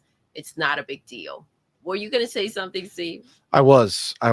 We do have to keep it legit over here. There was an update from Aaron Greenberg right now. He did switch it back to players. Okay, he did. So it's 3 million players, which means that it has not sold 3 million copies. I still feel the same way, right? Very impressive for this team to have that many people hop in right away. That's still a big feat, right? It is. I agree. I mean, I think that if it were sold, obviously you got to come out here and, you know, set the record straight, because in social media, people love to kind of just run with things and make it be the narrative. And we know very well that Xbox has been dealing with the consequences of that for a long time now. So I thought he was setting the record straight. Now, with that said, it is impressive. I don't feel a need to pocket watch what they go ahead and get back. as long as they're still making the games and we're getting to play them, they're going into Game Pass. I'm paying for my subscription. Today, you and I had a conversation about, Disney and Hulu are merging, and the idea that Disney just had these movies coming out like every 7 years, and now even if they don't sell right the way that they were hoping for, they have a ridiculous amount of subscribers, and these people, whether they watch Disney Plus or not, because I know that myself, I forget sometimes that I have access to like certain apps that, it's just like, oh shoot, yeah, let's go see what Apple TV has, right? You forget that it's there. And it's like people are just paying every month, no matter what. So it's the same thing with Game Pass. That money is consistently coming in. So it is what it is. Agreed, 100%. And obviously, for them making this game, it's the motivation, right? They go ahead and they get to see how many people are excited, how many people are in that game, and that's just going to keep them motivated and keep them going in the right direction, right? Which is what this is all about, having them continue to grow this game and keep working on it. And it's, again, they're crushing it. So kudos to them for literally just cranking away. Yeah. Right. And you do see like people sharing like the houses that they've built and stuff like that. And it's really cool, whether it's pictures or like the videos. So it's got a little bit of that Power World effect going on. Agreed. I think they got something really special there. Mm-hmm. So all right. Now let me continue. What else do we have here? I don't know if you guys got a chance to play Arc Raiders when the beta went live, or the alpha or whatever it was. Mm-hmm. It's that extraction shooter that kind of destroyed the idea of Marathon. Yeah. Well, they're not going to be at Gamescom. They're not having a beta. I think they took the feedback they took, and they're just rocking that way until the game releases. Okay. Which is good. Now Battlefield 6 had a phenomenal open beta. They did. It was crazy how many people were getting into that game. Now, obviously, they went ahead and they had a phenomenal like presence. They had 50. They broke Call of Duty's all-time peak. So how many players are playing at the same time on Steam? Call of Duty all-time peak was almost 3 years ago, and it was 491,670 people at the same time playing, which is crazy, right? Yeah. Well, Battlefield 6, the beta, surpassed Call of Duty and Warzone's all-time peak on Steam with 520,000. Wow. Which is pretty good, right? I agree. That does bode well for for the team. That being said, I will say that clearly the numbers don't line up 100% with reality. And clearly Steam is not the biggest place for Call of Duty, because we know for a fact that Call of Duty Black Ops 6 has over 50 million players. Yep. So 50 million players, it wasn't like, no matter how you cut it, no matter how you stretch it over the course of since when did Call of Duty's Black Ops 6 drop? October last year. I think like October 25th or something like that. It was like the third week in October. Okay, and we found out like at the end of July, right? I think so, the end of July or maybe early August. The the amount of people, right? That the 50 October mil 25th. October 25th. Ah, So good. that's pretty good, yeah. So you figure that's like 10 months, right? 9 to 10 months, they fit 50 million people, Yeah. right? So, I mean, at any given time, 50 million people, you know that number gets blown out of the water. Mhm. You know what I'm saying? It's just Steam itself versus everywhere else. Who knows? But still impressive for Battlefield. I played it. I tried it on everything. So I played it on PC. I played it on Xbox, and I played it on the PlayStation You just to did. kind of get a Test feel. it all out. Now, let me tell you guys. Oh, fun fact. I was gonna make Fun I was fact. gonna make a video on it, but then I was like, you know, let me stop. I anecdotally, I can go ahead and confirm something for all of you right now listening. Okay. So if you guys watched, I streamed the beta on PC. Mhm. Okay. I streamed the beta on PC live. We played And for a couple hours. By the way, 3 hours. as good as he played, right? Mhm. Even better on Xbox, obviously, because he wasn't playing with a mouse and keyboard when he streamed it. You didn't even have your Elite. No. So I played the PC version and I did all right. I got slapped up a little bit, but I did all right. But again, I was playing with a controller, not the mouse keyboard like everybody else who was beating my ass. And then I went to play on Xbox, and I definitely played way better. You know, playing with other people who were just on controller. Definitely Even out the field. Yeah, even out the field, I was definitely doing way better, right? But I went and played on PlayStation. Now, mind you, I hate the controller. Okay. On PlayStation, my first match on PlayStation, I was considered a top player of the match. Okay, we won. Yes. And then they show you 4 people, 1, 2, 3, 4, who were the top players of the whole match. Your boy. I have it recorded. Huge gap, by the way. Substantial difference between you and the other 3. Yeah. So the fact that I was considered a top player on the first match on PlayStation tells you all you need to know. Okay? Tells you all you need to know about the caliber of gamers on PlayStation. That's what I said. Tarnished Gamer says. Can't shoot. 100%. Can't shoot. 100%. You know what's funny? Doodle said. Doodle told me, she was like, babe, you know, we should play Fortnite on PlayStation. Because they can't shoot worth a damn. Oh my god, that would be hilarious. Needless to say, we will win every match.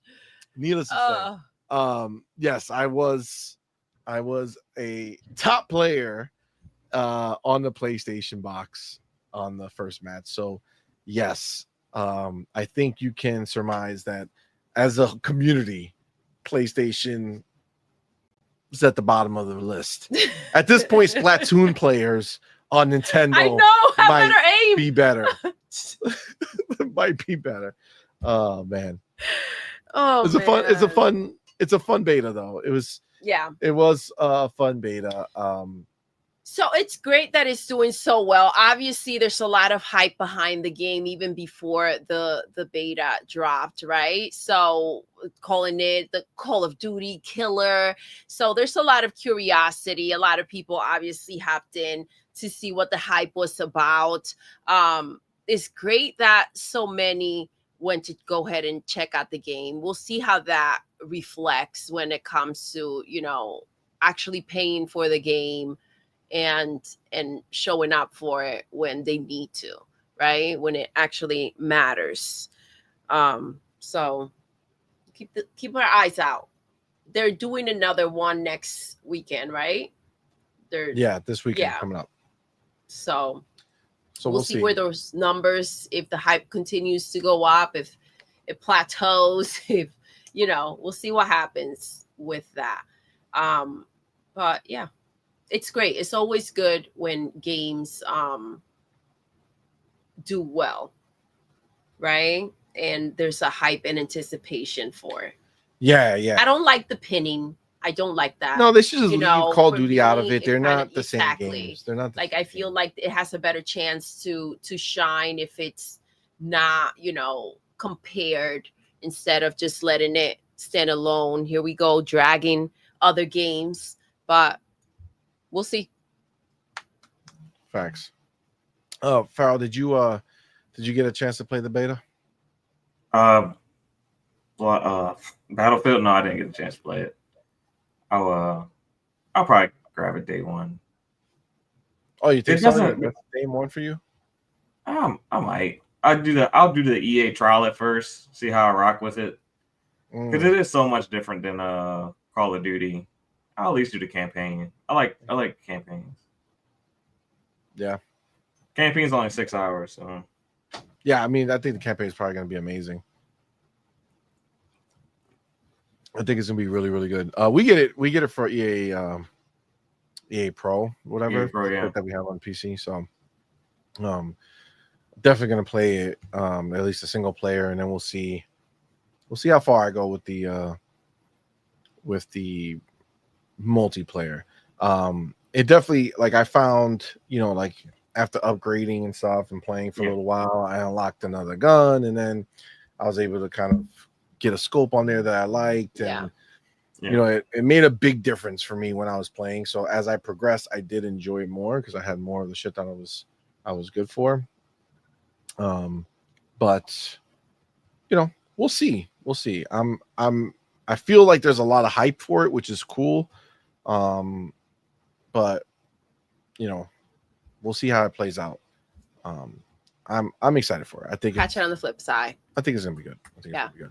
All right, and then the last thing before we go into our main topic or topics of the night. This is interesting. So Microsoft has banned spam bundles and gamer score grabs from the Xbox store, putting an end to shady developer tactics that have cluttered the storefront for years. So it says gamers on Xbox will no longer have to dig through several copies of the same games when browsing the Microsoft Store. Awesome. Bundle spamming is a target of new policies from Microsoft, and that's great news for gamers and many developers. The Microsoft Store is filled with largely identical bundles. These clutter the store and stop games from staying in the new games section of the store. The new policies put in place, as well as an emphasis on pre-existing policies, should clean up Microsoft Store significantly. Email sent to developers states, after an investigation, Microsoft has determined that bundles focusing on different platforms with undifferentiated content in an attempt to maximize digital shelf space are incompatible with Section 3 of the Developer Code of Conduct, as they confuse players or in an attempt to manipulate the search results for a game. We will no longer enable bundles that contain different platform SKUs of the same game. Additionally, other attempts to manipulate the store search results may result in bundles being delisted or not granted. I don't think Xbox is taking this shit no more. No, good. I'm glad. It says the email also knows that the changes will reduce confusion while also decluttering the store and limiting the ability for developers to manipulate shoppers. So these are the most important criteria listed in the email for getting a bundle onto the store. So bundles should not consist solely of different SKUs of the same game, e.g. Xbox One, Xbox Series X and S, and Xbox PC versions, unless there is meaningful differentiation in content. Meaningful differentiation includes editions such as Standard, Deluxe, or Ultimate, where each provides unique or additional content, as well as cases where the distinct platform versions have notable differences, such as resolution or frame rate. A single product with similar or minimally differentiated bundles taking up an excessive number of slots in new releases, search results, or other store channels is not permitted. multiple product bundles in which the platform is the only thing unique between two bundles of the same content are not permitted. Visual and content differentiation should be clear to avoid customer confusion and store clutter. And do not create bundles with the sole or perceived intent to manipulate discounting cooldown periods, search results, or other discovery mechanisms, or to manipulate in any way the operation of the store. That's awesome that they're managing that. I feel like it can get frustrating. So they're hands-on on everything, bro. But this is a big one. I feel like this is a big deal. For me, at least, I'm seeing some people in the chat as well sharing the same sentiment. So yeah, no, I think that's dope, man. I think that's dope. Clean up the store. You know, when you go into the store, the last thing you want to do is see a bunch of stupid shit. Yeah. And, you know, trying to trick the consumer, and it's a way for them to just pop everywhere, right? So it's also, as much as it's also for us, is, you know, a way to cheat the system. And they're kind of just obviously caught on to it and are kind of sick of it. So they're laying down the law. I like it. Yeah, that's dope. Have you, Pharaoh, have any problems with the store? Like, have you been victim to seeing all this shit around? I've seen it. I've seen it quite a bit at times. I think it's a good thing that they're getting rid of it, because sometimes you'll own a game and you'll see them resell the same game, but it won't show that you own the game. Yep. Because like that's so annoying. Yeah. So you'll be thinking like, what's different? Is there some new features that I don't know about that y'all release, like a remaster or something like that? Like, you know, but it's not. It's just the same game being sold to you. They're trying to sell you the same game twice, basically. So yeah, it's good that they're doing something about that, because it is confusing to customers. Yeah, I mean, frankly, it's just better to, like, a cluttered store is a waste, right? Yeah. Like, if you're seeing a whole bunch of the same shit, it's like, come on, man, get out of here. It's off-putting. And developers too must be fucking pissed. You know what I'm saying? It's like, are you kidding me?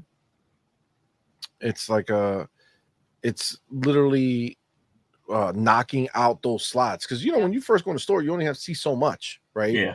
And if it's all repeat shit, like, that's could have been a new game. It's got to be frustrating for the other developers, and again for them, just you want a clean store showing options, not the same thing over and over again, right? So I'm glad, because we've been frustrated about that before. So it's a good thing. Absolutely. And I guess that's where the effect for gamer score people, right? Because they like to get the same shit over and over again. Yeah. You know what I'm saying? Does that can you get the same gamer score on the same game over and over again? I think I haven't tried, so I different, I don't know. right? The whole point is that I think they make them as different SKUs. Yeah. So but the because same of that game. Okay, so you can re-up your gamer score. Okay, that's interesting. That's wild. That's ridiculous. By the way, it is, but I didn't really realize that. Crazy. Yeah, it's real crazy. All right. Well, didn't make the cut. We're gonna go ahead and move in to our topic. Let's go. Let me go ahead and get this chapter. Go here to this. All right. So, all right. First chapter. As you all know, Helldivers 2 is dropping on Xbox on August 26th, the same day that Gears of War Reloaded is dropping everywhere. So, obviously, this was the first kind of salvo from PlayStation, you know, going ahead and putting their first-party games on Xbox. We did confirm last show that PlayStation was the one who was in fact saying, yes, we need this game on Xbox. We want this game on Xbox. This wasn't a a developer begging PlayStation to please let us put it on. Please let's was put not it on on the developers. No, which is what the developers want you to believe, because somehow PlayStation is not with it, and that's what they want to believe themselves. The moment that this came out, I can't even imagine how deep their heart dropped, because it had to be a rude awakening for them. These are the things they're hanging on to, right? It's not PlayStation. It's not PlayStation. Well, it is. Wake up, bitch. Yeah. Agreed. Well, Helldivers dropped a new trailer. Okay. And I want to watch that trailer with all of you. There's a little surprise at the end of it. Okay. So here's the trailer. Here comes ready or not. Here comes the boys for the sound. Me and my crew, we stay true, old school and new. Many will come with the shows in the few. We rise to the top, what you want, just in case you forgot. Rush the stage, grab my money, show me what you got.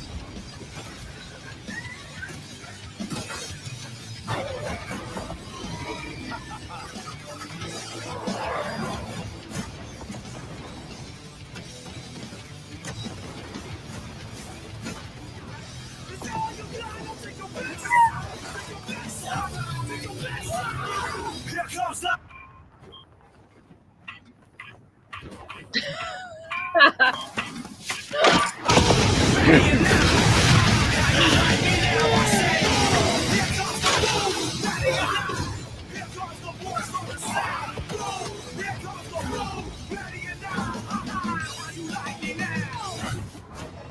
Great trailer, right? Great trailer. And then you go and you're like, wow, this is over. And then you say, wait, what the fuck is this?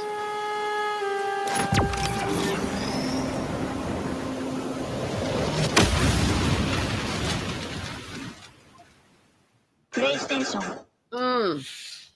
Guys, I think you know what that is. If you don't know, rated M for mature. Oh, calm down.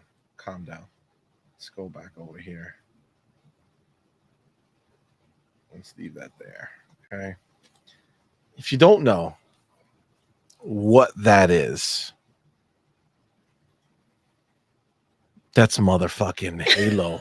That is Halo ODST. Oh yes.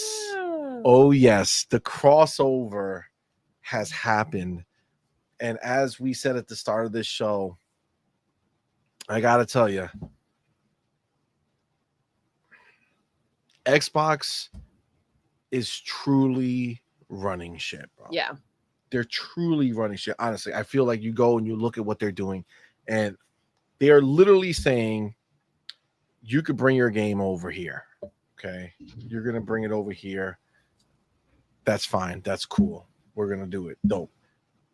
But in order to make this happen, we're going to put a little bit of something that our fans will actually be excited for. You know what I'm saying? What Xbox fans are going to nerd out about. And goddamn, did they go ahead and put Halo and Helldivers 2. This is going to be crazy. Come on, man. Because this is where it's going to sell, right? Yeah. This is where it's really going to sell. I feel like, PlayStation was like, Phil, me shaking in my boots. How are we going to sell Helldivers 2 on your platform? and Phil was like, watch this, bitch. Listen, it is insane. Halo is on Fortnite now, on freaking Helldivers 2. They are commercializing the crap out of it, and it is the right move. It's insane. Like, I can't wait to see what they're going to do next. This is the way that they should go ahead and run with it. And embrace the IP that they have and understand the value, because I feel like people that weren't thinking to buy Helldivers 2 are thinking about it now. Yeah, for sure. Agreed. What do you think, Farrell? I think it's big. I think, one, it gets Halo in front of a new set of eyes of people that have not played Halo recently or may have not played Halo before. And it gets people who haven't, maybe when that new Halo drops next year, it gives them a reason to jump in and say, hey, let me try this Halo out. So I think it works, well for Xbox, because it's going to help Halo in the long run, and it's going to, help PlayStation because it's going to increase their player base. I think it's a win-win for both of them. And probably Xbox probably gets a bigger piece of the cut now that they've added in some Halo to it. Oh, I could only imagine. Yeah. For sure. Yeah. For sure. This is the thing. This is so genius because first of all, people have been saying this shit forever, right? Like the people who are not doing the console war shit, right? When you look just into the player bases that are just like, if you guys remember, there was a big push from PlayStation players and PC players to have Xbox players join the fight. They wanted this because this is like it's a co-op game, right? They just want as many people. And there was this whole big movement that they were trying to get off the ground and kind of usher in this idea of Xbox players coming in. I told y'all that the thing that sold me, I have PlayStation, I have a PC, I have not purchased this game on either of those platforms. Okay. Had no desire. I saw the announcement, obviously hilarious, right? Seeing all the ponies, heading for the hills, they're all dying and crying and also sad. And then I go into the announcement on Twitter and I'm expecting tears and pain and trauma. You know what I'm saying? Like I was like, Yeah. Get my popcorn ready. Let's see what we got. Right. And instead, I saw PlayStation players that were full of excitement. They were so pumped that Xbox players were going to join the fight. One, because they wanted to have more players in the game. Two, they love that game and they know that more people coming in, it's just only going to help that game live longer. It's going to help them have more content. So much coming. That's wild. 100%. Yeah, that's wild. So when I saw that and they were really excited and they were like, and people were excited and they would show pictures or like little GIFs of like ODST dropping, right? Like shit like that, like Spartans, like they would talk about Spartans are joining the battle. And like that was all just in their mind of like looking at Xbox people as people who've dealt with this through Halo for so many years. It's like they're here. They almost looked at us like the soldiers look at Master Chief when he walks in the room. You know what I'm saying? Oh my God, the legends are here. We just talked. I just told you what happened on Battlefield. Okay, so they're like, oh my God, the legends are here. The real ones. And again, I'm not mocking them because they were genuine about it. They really were pumped. No, and they used it. And so for me, I was like, wow, like that is so dope. And I was like, fuck yeah, you know what? I'll throw a hand in there. I want to play this shit. I'll come in, I'll fuck some shit up. Let's handle this, right? So I did go ahead and pre-order this before this happened. And then look at that. They went from a pipe dream that they were having about, Spartans joining the battle to all of a sudden you got ODST dropping into this game. And it's so fucking dope. Yeah, like this it's so is going awesome. to be insane. But I do have to say, with everything going on and all the console war nonsense that's out there, and it being about the games, what a beautiful way to kind of show what this is all about, right? Helldivers 2, Halo, what a way to gel it all together and kind of saying, look, we're standing here together for the players, right? So, I mean, for us. Yeah, it's On so this it's dope. side. And then I mean, not for nothing, but as a hardcore Halo fan, Mhm. someone who loves Halo, someone who has a lot of fond memories of Halo 3 ODST. Yeah. What a way to get us fucking amped. Yep. Like you show this to any fucking real Halo player and they hear that ODST are about to drop. Come on, man. What a way to live through a snippet of Halo, right? Through in another game. Yep. Like that is phenomenal. I'm really, really pumped. I'm really pumped for this, and I'm really glad that this is happening. You know Yeah. Hey, maybe if this takes off, you get a new ODST. Give me a next gen LDST, baby. Yeah. It has to be. I feel like they're working on it. I feel like the fact that this is even happening here is almost like a sign that they're working on another one. You know what I'm saying? I have to say also, because we talked about this, do you guys think this is also a sign for what Ida Crow is saying here? We've been waiting for Halo in COD for years, right? So we talked about this and we were wondering if this was something that was coming up. What do you guys think now with what we saw? They're in Fortnite, they're coming into Helldivers 2. I feel like with the anniversary coming up next year, I feel like they are just taking all the right steps to make it impactful. Yeah. I feel like they've been kind of slow with that, like since the ABK acquisition, as far as even since the ZeniMax acquisition, with like the cross pollination between like, you know, big characters. Mm-hmm. I think it's inevitable to happen. I think, you know, you got to have Master Chief and COD at some point. Yeah. Well, if you remember the last game, there was a rumor that, hey, a matter of fact, they had images of Master Chief in Call of Duty. Yeah. That he was going to be in Call of Duty. And then that was before this game. So the year before that, which would have been the first Call of Duty, right? Mm-hmm. Yeah. Modern Warfare 3? Was MW3. Yeah. That was the one that happened right after they closed, right? Yeah. And then there was this one. But now there's what I'm hearing are rumors that that Black Ops 6. Yeah. Okay. And this is kind of crazy.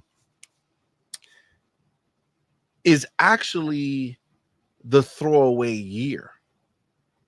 Oh.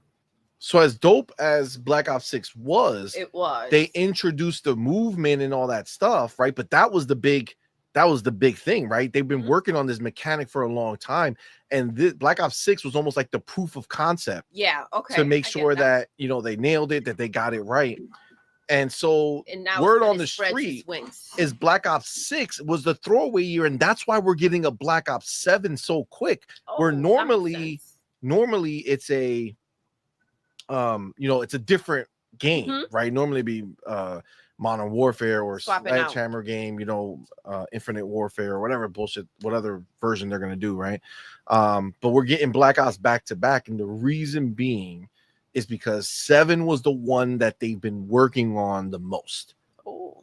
So 7 was the big dog, the one that is the game that they actually wanted to make everything that they wanted to do. And that's why when we saw that trailer, it was so unique and it was so different, because that's the one that they're putting their all into. So it's almost like you figure they are dropping Halo in this game. They just dropped Halo again in Fortnite. Remember, this is the second time. Chief has already been there, but now they actually brought the red and blue soldiers, right? Yeah. The red and blue Spartans into Fortnite. And with Black Ops 7 coming out this year, and next year being the year of Halo for me, because obviously it's the year hit. This newsflash, if you don't know already, if Halo comes out in a year, it's the year of Halo for me, right? Yeah. Don't matter what else releases. Doesn't mean I won't love any other games. Doesn't mean I won't think other games are 10s out of 10s or 9s out of 9s or amazing. But it's just gotta call a spade, right? Halo is my favorite, right? So next year, the year of Halo, it would be the year to drop Master Chief into Black Ops. Yeah. I can see that. Yep. I would think he would be in this Black Ops because this Black Ops is supposed to be more futuristic, so it's a good fit. Mm-hmm. So I do think he would be in this one. Yeah, I agree. I just think it's going to be better. I think it's going to work better. I'm really excited for it. I see my homie Brett Bingham in the building. What's up, Brett? Mike? Thank you for being here. Thank you for the $5 super chat. Thank you. He says Xbox players. Well, first of all, let me hit him with a little double banger. Get it. Get a little finger blasting in there for him. Appreciate you, my brother. Thank you for the $5 super chat. Says Xbox players coming in hot like Red Team and Sergeant Forge overloading the Fusion Core in Halo Wars. We're burning daylight. Play the cinematic. CMoney. Brett, that was beautiful. I don't know what cinematic you're talking about, dog. So I don't have one for you. But if you're talking about a Halo Wars cinematic, if you want to send it to me, I'll play it. I just don't know which one you're talking about or what you're talking about. Like Halo Wars, especially part 1 was a very different beast. Part 2 I beat and I loved. Part 1, that's when Ensemble made it, and it was like their first kind of rodeo with doing the cinematic. Making a strategy game on controller form, and they did a great job. But I think they spent more time doing that than anything else. I don't remember the original game all too well. Halo Wars 2 was fire, and it led right into Infinite, which was great. What did he write in that post, baby? He's gonna send it to you, by the way. Oh yeah. Send it to me. It's the only way. It's gonna The go. Halo Wars. Yeah, from Halo Wars cinematic. Yeah. No other Halo franchise cinematics goes as hard. Bro, don't go too crazy. In my opinion, he said. All right, in my opinion. in your opinion, that's okay. Don't go too crazy. Reel it in. Let's take a step back. Okay. Jaggle 6 mentions Halo skins are in Fortnite and Gears. Yes, Gears are in there. I think it'll be dope. I think Halo. So. I think Halo and Black Ops 7 will be dope. I think this is going to be phenomenal. Ultimately, though, I think there's something that is happening here that, you know, unless you kind of think about it for a second, you know, something more important is happening here. Mm-hmm. I think. And yes, you got Helldivers, you know, coming on Xbox. That's a high level decision. Hey, put that game on there. Cool. The fact that Halo is going to be in there. This is not Fortnite, right? Fortnite's a neutral ground. So you got Halo in there and you got, you know, Kratos in there, right? All based on the fact that Fortnite exists. So Fortnite's the mediator, right? So it's like, yes, it's okay that these games are in the same place because it's through Fortnite, right? But this is going to be the first time that PlayStation and Xbox IP are officially crossing over with no middleman involved. Yeah. Not like a fighting game that both their players are in, or like Soul Calibur. Technically, they weren't on the same game, but you know, they were still in that. Each different platform had a version of the game, so technically they're in the same game. But still, point is, this is the first time. So, you know, when you start thinking about this, I'm sorry, but the fact that they're working together in this way, and then you think about the fact of all the stuff that we've been hearing from PlayStation directly, bringing everything over, you know, they're hiring people to make this a normal thing. Do you guys think that this is just the start of crossovers? Do you think you are now in a place where they will look at each other just like they look at any other third-party developer and be like, hey, bring your character into our game because it makes sense for our world.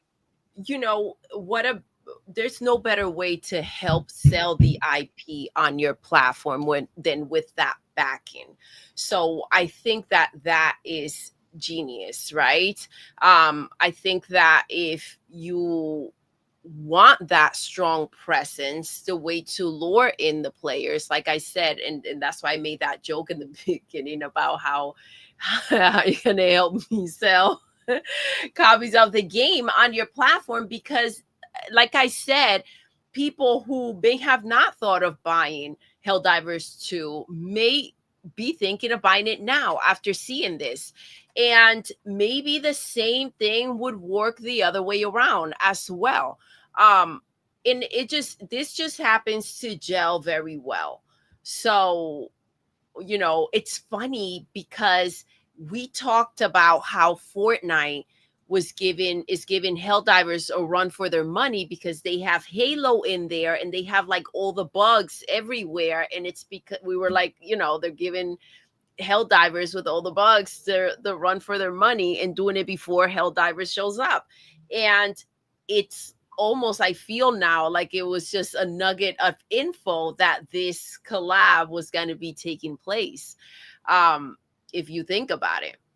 Anyways, I do think that this is a great move. I think that if anyone may be nervous about a game or a big IP, wondering how it will be received, this is a good way to give it a nice little shove and push. And it shouldn't be something that should end anytime soon, right? If it goes together, if it makes sense. Agreed 100%.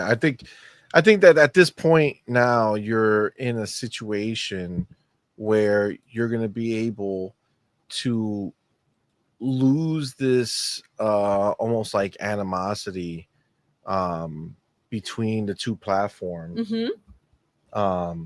and go ahead and actually work together to, you know, take advantage of great situations like this, right? Like to be in a position where you can look at a game and be like, all right, this makes sense here. We're bringing it to Xbox. Let's go ahead and get this in there. I think that it's definitely a win-win. What do you think, Farrell? Yeah, I think it's a win-win for both of them. And I do think we're going to see more of it because, I mean, live service games are dominating so much people's time that you can't really afford for your big IP and your big characters just not to be in people's, you know, be not on their screen. Like it has to be, they can't be out of sight, out of mind. Because if that's the case, you know, you're not attracting new customers over time because, you know, you're getting new players, new gamers every day. And they need to be able to see your characters if you want to sell to them. Like I think that's one of the things that PlayStation struggles with their games is that their characters don't appear in a lot of other places. So it's a little bit more difficult to attract new customers to certain types of games that you make. So, I mean, I think we're already starting to see it with Doom Guy being in Tony Hawk's Pro Skater, and things like that. So even like games where it doesn't necessarily make you know, quote unquote sense, you're still starting to see like some of these characters pop up in different places, and I think we're going to continue to see it. Yeah, I mean, where it makes sense, right? I mean, that's the thing. But again, I don't see there being this connection between them if everything that we've been hearing is not the way we're hearing it, right? The way it's being said, not the way that the ponies are deflecting or trying to change the words or trying to do things to kind of make it sound like whatever. Yeah. I think that it's clear with this type of involvement between the two. I mean, you're basically talking two studios from different, you know, families kind of get together. Like, hey, let's go ahead. Romeo and Juliet Yeah. have come together. And no one's saying a damn thing about it. I mean, it's true. Might open the door for Sunset Overdrive too. You know, things keep going this way. Maybe. I mean, listen, this is the thing. At the end of the day, like, the world would be a better place with a Sunset Overdrive 2. Yeah. Right?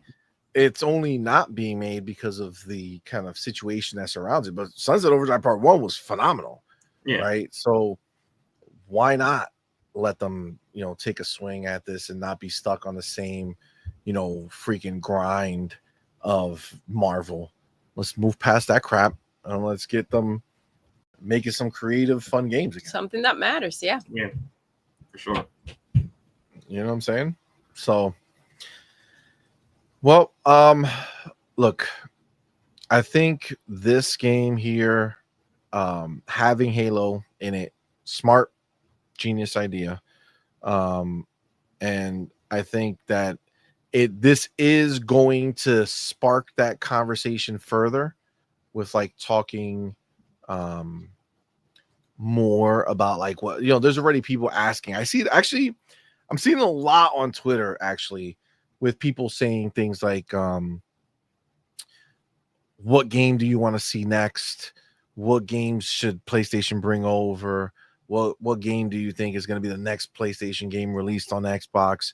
And when you see this stuff happen, it's like, well, you get the conversation, right? Like, you get why now it's a popular thing to talk about. So I think that at the end of the day, this is going to have a ripple effect elsewhere, where you're going to see more of this conversation happening. Yeah. And as this conversation is happening more and more, you're going to see PlayStation looking at it more and more, right? And as this just becomes a accepted way of being amongst most gamers, which I think, what's funny, and I don't know if you guys notice this, babies, especially with you, because you're always when you're seeing this stuff on Twitter, you're always sending me stuff when you see the things that are going on. I've noticed, and again, I don't know if you have, but you could tell me, I feel like I've seen a rise of the non-console warriors. Like normally your Twitter feed or my Twitter feed is full of like all these people who are talking shit, right? Yeah. So it's like PlayStation people talking shit about Xbox people talking shit about PlayStation. That's like, how quiet they've been. The Seriously. ponies have been that they're making room for the people that actually play games and that whose opinion actually matter. 100%. So Yeah. I don't know if you noticed that, but I've noticed it. Chat, also let us know if you noticed that. I don't know if maybe it's just in my own little bubble, but have you noticed, baby? Because I really feel like I've seen more and more people talking just about the games. Yeah. Before you answer that, let me even double down and say that I had some ponies who I know are ponies for a fact, and have said heinous shit, like crazy heinous shit to us, or to me specifically, many, many times, right?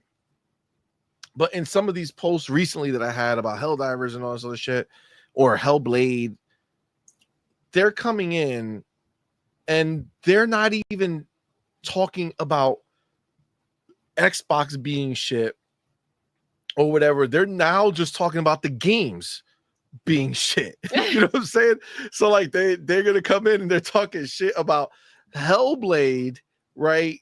But they didn't mention Xbox. You know what I'm saying? Like, you get what I'm saying? Like the levels of the situation are changing now. Yes. They're targeting new things. So they're getting away from like, oh, Xbox sucked dick, to like, oh, this game is not good. Listen, and I don't know if this is going to bring this back for you, but I did say with the Battlefield 6 and Call of Duty comparisons and kind of like, oh, Battlefield's going to come out here and it's the Call of Duty killer, right? Yes. And you hear this narrative and it's so emphasized on that I feel like a lot of these developers that now feel like they can't take down Xbox are now trying to put this narrative out here and try to aim at certain games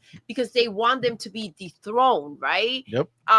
So I feel like their targets are changing. So just keep a lookout for where these developers are heading because they're unpredictable right now. Agreed. So just it's crazy how they shift and they take just form because it is a better place out there on Twitter when it comes to the developers not being around or having much to say. Their narrative is just dying and they want new reasons to be relevant and to matter or say something of significance.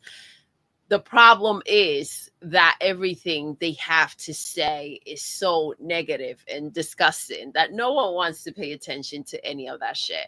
They want to keep dominating with that nonsense and that narrative. And it's so toxic. Yeah. Agreed.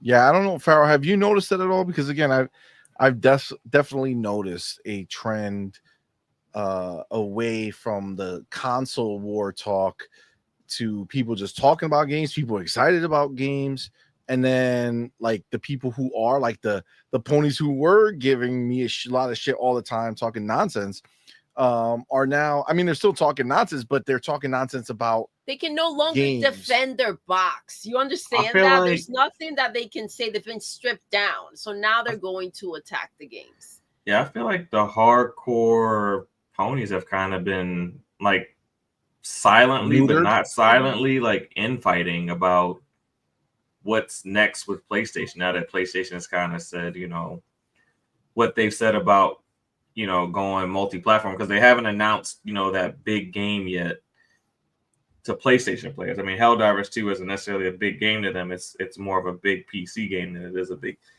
PlayStation game. But they all feel it coming, but it seems like they've been a lot more quiet, and the attacks on Xbox has been, you know, a lot less. I do think that has been the case because even when I was scrolling on Twitter during the show, just to get like a feel for like what's been going on in the community, because I kind of been away from it for a little bit, I didn't see, you know, the type of stuff that I normally see, you know, from your Reforges, your Dreamcast guys, saw a little bit from Nib, but yeah, it's not, you know, the people that you usually see talking a lot of junk. You're just not seeing as much of it. Not seeing any Crossfire X podcast clips, or, you know, just you don't see Crap Gamer. I think Crap Gamer is gone, bro. I haven't seen anything from him. Yeah, you're just not seeing those Tim big Dog? names, those big names in the community. You're just Where not could they seeing be? them. Where's my boy Tim? Yeah, it's just not there anymore at the moment. If something, you know, big happens, I guess in the near term, I guess they'll pop up again. But it's like, yeah, they've had to be quiet for a little bit. Yeah, It's funny that this is what kind of takes them down when the reason why they shouldn't be talking shit about Xbox and their games is because of the fact that they were so hyped for these games to come to their platform. Mhm. That's the thing. I feel like the most exciting thing about Helldivers 2 is this new trailer that they put together, and you know, Halo. So I don't know. I feel like they were very gassed up to get these games that they claim to hate. I think that was the part that they were, you know, where they were exposed, and they should have kind of pulled back a little bit. I think something that kind of like hurts the narrative is, you know, that now that these Xbox games have gone over there, and they just haven't gone over there, but they've actually dominated the PlayStation store. And now that PlayStation has made this same type of announcement that we kind of plan on doing the same thing, is that I feel like a lot of PlayStation guys know that won't be the same case. Like I don't see a lot of PlayStation games if they released 10 in a year, which would be extremely hard for them to do. I just don't see 10 PlayStation games, or even 5 PlayStation games being in the top 10 of Xbox in a given month or a quarter or a year. I don't see that happening. I think Helldivers will be in the top 10 for sure, but maybe that first month, but I don't know how long it'll hold there. It's just PlayStation doesn't have that type of IP that will sit at the top of a store for multiple months, especially being at their mostly single player type games. Agreed. I do have to say this though. You guys realize how no Xbox game needed PlayStation reinforcement to step in that bitch and run shit, right? And here we go. The first one that's dropping from PlayStation, and they need as much reinforcement as possible. I'm just saying, when they come in talking about sales and shit, remember that you didn't show up alone. That's fucking true. I didn't even think Sorry, about that. I had to say it. It's been bothering me because I don't it's a cool thing that this is happening, but I'm just saying Xbox just showed up with their games. Yeah, like there was no crossover. They didn't do anything. They didn't put fucking Gran Turismo in Forza. Nope. You know what I'm saying? None of it. They didn't put any of the characters in Sea of Thieves. Yeah, Nathan Drake's not in Sea of Thieves. He would be a great character for Sea of Thieves. Of course. He's not there. They should sell him. You know what I'm saying? Yeah. Who else? There's no guess you could throw Atreus and Grounded. People would hate that though. Oh my god, I hate that fucking kid. Oh my god. Atreus and Kid Ellie. Oh and my Grounded. god. Atreus. All the kids. They should just do that that should be the crossover. Yeah. Grounded should cross over with God of War and have Atreus turn into, but I don't mean not in the Grounded game. Grounded goes to God of War. You know what I'm saying? So in God of War, Atreus shrinks and disappears. And then you just play the game without him. You know what I'm saying? Just keep going. You just keep going.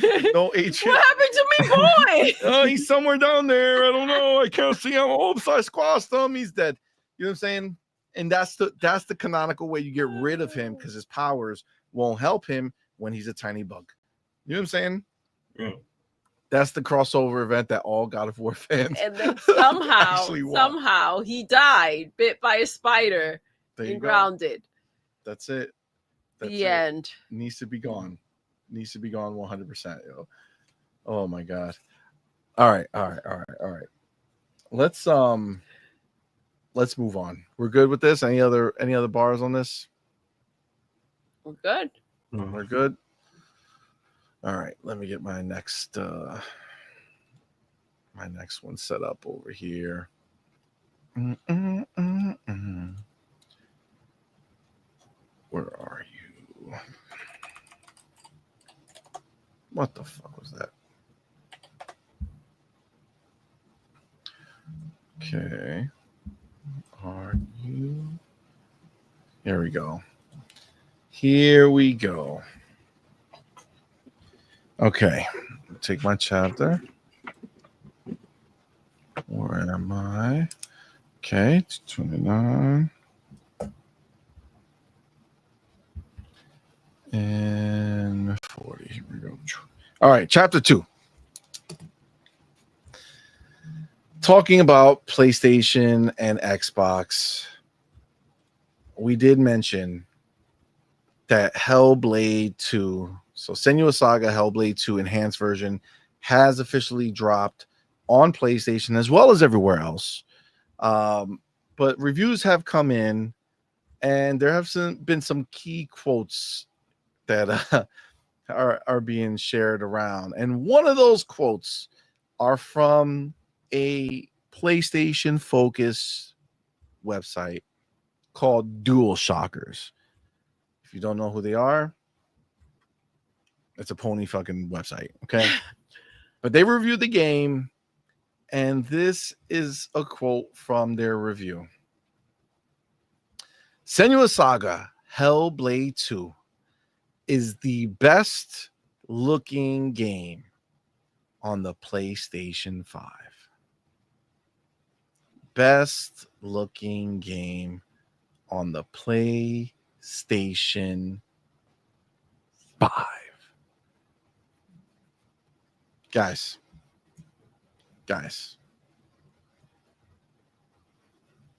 Did we not say this was going to happen? I know.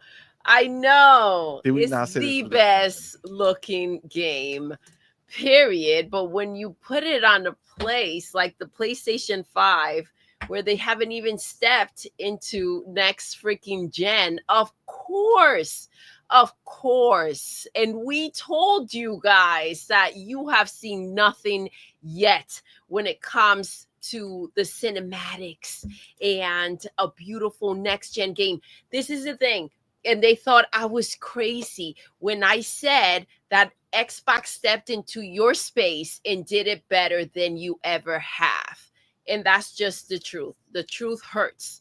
And now you can see it for yourself. It wasn't bullshit. This game is absolutely freaking stunning.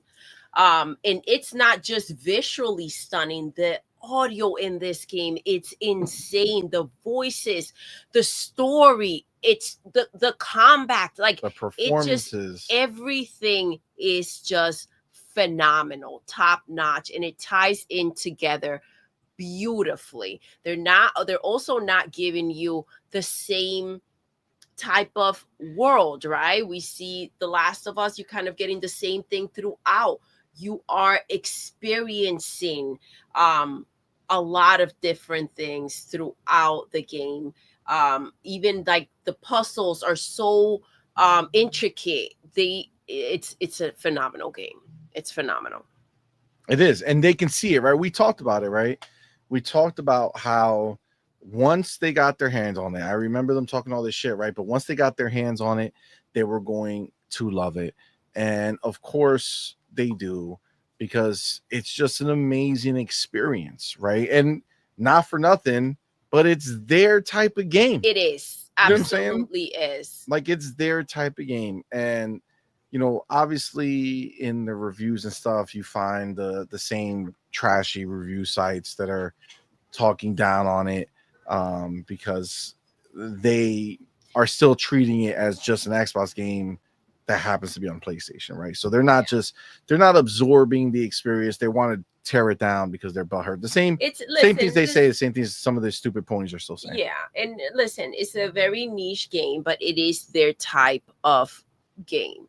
It embodies what they like, the story. I don't know how they would react to it. It does. It is not for everyone, especially if you're wearing the best way to play the game. It is with your headphones. You go ahead, you freaking get just everything there. It picks up everything. And so I also know that not everyone can handle these type of games because of how intense the experience can feel. Yeah, I mean, and look, for me, I still look at it like just playing it again just kind of put me right back into that mode, right? Where it was a masterpiece for me. It was one of the best games I've ever played. For me, best stories for me. Yeah, I mean, you also really loved it. Madman did too. Madman also loved it. You know, obviously we reviewed this game last year when it came out, and we loved it. We loved it. I mean, it's just phenomenal. And grabbing the controller, just slid right back into this amazing world. What a powerful opening this game has. Kind of replaying it here. It's so well done, man. They just highlighted how beautiful they can make a game. And it's honestly, it's just shockingly beautiful. So it does. It pulls you in right away. You just want to know more. You want to dive in and just immerse yourself into that world and that story. Absolutely. And then when you get into the fighting, it's crazy. It always blows my mind when people talk shit about this game. Oh my gosh. Like, listen, me too. I don't understand. I watched Madman play Death Stranding. Okay. He got past the part that I always played, you know, every time I try to restart it. Okay. And I watched him play, and he played for a long time. And I don't think he went back to it for a while now. Yeah, it's been a minute. But maybe he will, but eventually he will. But I think he's kind of ran his course for now. We'll see. Yeah. But either way, I did watch, and I watched the action parts. Oh my gosh, bro! I don't know. I don't want to. I feel like the only word that comes to my head when I think about when I watched the action take place, where all you're doing is evading these people or robot people or some shit who are attacking you, and they're just chasing you and you're just running away, and it's like your packages keep falling, so you go in like a circle so that they get confused, and then you pick up your package. Your package can't get damaged, and then you keep running, and then you're hoping that you're gonna get into a truck or a car or something, and then you do it, and then they throw this electric rod mad slow, but somehow because the truck is slow as fuck, it just hits your truck shuts off, you have to get out of the truck because there's no point in that. Get your packages. It's just like comical. Yeah. How somebody would look at that and then go and look at Hellblade and think that there's any type of comparison. Seriously, though. When you obviously it's not a action game of every 3 seconds you walk, there's another fight, right? Like that's not the point of this game.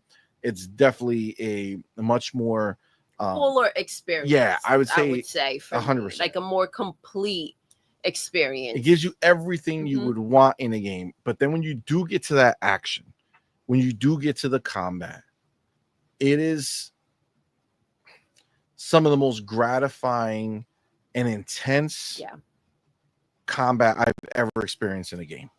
Okay. You know, because the combat is not just at face value, right? It's not just the combat, is everything that comes with it, right? If you are truly kind of just immersed into what's taking place and you're not half-assing the game, you're really following the story and everything that's taking place around you, you can't help but really feel like these fight scenes are very amplified, right? Again, in just the portrayal of the action, it's so intense and so well done that it just elevates everything. Every time she gets hit, the way that she just comes around to go ahead and use her what's left of her strength, right, to continue to combat. Like it's just a insane game. It's a masterpiece. It really is. Yeah, like they sold every part of it perfectly. Nothing was like overlooked. It's very, very tightly put together. Yeah, the creativity of that team is insane. And even like I know a lot of people I see they are talking kind of shit about the puzzles. And like I just literally like they have some of the puzzles where you gotta line up the signs in the world, right? They upgraded that like crazy from the first game, way better. It still fits into the world, right? So it fits into place. It's not an out of place puzzle. It's like, what the hell is this, right? It fits into the world, but they've updated. They made it easier and less abstract, I would say. When you're finding these things, there's little glitches in the world that she can see and sense, so you know that it's somewhere over there, and then you go and you find your way. And just because you know where it is doesn't mean you're going to be able to line it up perfectly without finding that place, right? So that's there. And then they have the ball puzzles that kind of teleport you to this other world, which is funny because remember the power of the SSD that only on PlayStation could you switch worlds so quickly, and then in Hellblade she picks up the ball and then the world changes to a completely different place. But like even that is really clever. It's really well done, but it's also not overbearing. Like, I'm never gonna be able to solve this puzzle. Like it's not there to challenge you to the max. Like after you finish, you feel like you just got your doctorate. You know what I'm saying? Like it's not for you to bang your head against the wall. It's well clever, balanced, right? They're clever because and they work. What they also don't want happening is for you to kind of not continue to be like as consumed by the story as you're supposed to be, right? Yeah, like they're supposed to feed into the story, not take you out. It would disconnect it if they make it that impossible. If they went ahead and took like a Souls like perspective on this, right, with the puzzles, it would just kind of have a huge disconnect from the continuance of the story, right? Agreed, 100%. So like I played it on PlayStation last night, and then today I was like, okay, I got the itch again, right? So I was on my phone, and one of the dopest shit about Xbox is the options of play. Well, Hellblade 2 is touchscreen on the phone, so I was able to play on my touchscreen and play on my phone, and I was playing. And the part I haven't played in a while, but the part that I was in was right where the ball puzzle was actually. So I got into that part of the world, stunning, got the first ball, put it in, took me to the other world, and then I started doing the puzzle. Because you restarted the game. Yeah, because I'm trying to get all the stuff. And I found another piece that I had missed last time, which is really cool. So I'm definitely filling them out. Yeah. But so I went and I did the puzzle, and it was great. They added some combat into it. Like it was just really well done, and it served its purpose, and it kept me moving. Right. Like I don't know what people want from these games. Again, these puzzles are not meant to. There's not a puzzle game. You know what I'm saying? It's not supposed to make you walk away from the game, right? Exactly. And like you're not supposed to be like, fuck this game. I can't figure out this puzzle, so I'm done. Fuck the story. You know what I'm saying? Yeah. Like no, right? It all serves a purpose. But overall, I think the story is the big presence in the game, right? Everything else is just supposed to elevate the story. It's not supposed to take lead. Exactly. Which it doesn't, right? So but yeah, so I mean ultimately, look, the biggest thing about all of this is that at the end of the day, Xbox is doing what it's set out to do, and it's set to take over every place that it is, right? So it is now the biggest publisher on PlayStation. We know that to be a fact. Forza Horizon is the #1 game sold on PlayStation, and now Hellblade is the best looking game. So officially, PlayStation's best looking game is made by Xbox. Yep. Right. So the top selling game is made by Xbox, and the best looking game is made by Xbox. I mean, it's because they finally got a real next gen game. Bottom line. That's it. And listen, they are using what for the pisser, they used Forza, right? For the Pro. For the Pro, yeah. Oh yeah. Well, next time it'll be this one. Obviously, the most stunning games that they have on that platform are from Xbox. Yeah. It's crazy. You could argue that maybe Hellblade 2 is really the only real next gen game that's come out, because I mean Forza Horizon 5 is on Xbox One. So I mean, you could make the argument that like the only real game between both platforms that was truly next gen and took advantage of all the next gen features is Hellblade to this point. Mm-hmm. Could make that argument. I mean, I think it's pretty clear that Hellblade is the one that's done it, man. Is the one that's done it. And you know, I think this is the part that has the ponies in hiding. You know what I'm saying? Because they're like they're literally watching their identity, which is sad because they identify with PlayStation so strongly. Mhm. They're watching their identity slowly be taken over by Xbox. Yeah. Like it's crazy because when you think about Xbox's campaign, this is an Xbox, right? This is an Xbox, this is an Xbox, this is an Xbox.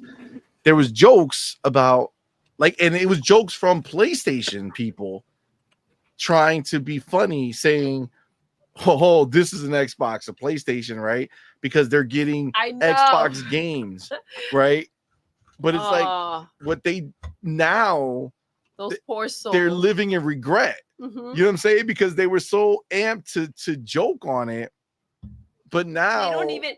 When you're dealing with a bunch of morons that can't even understand when they're the butt of the joke, like what are we doing here? What is happening? They're making jokes that are on them. That's wild.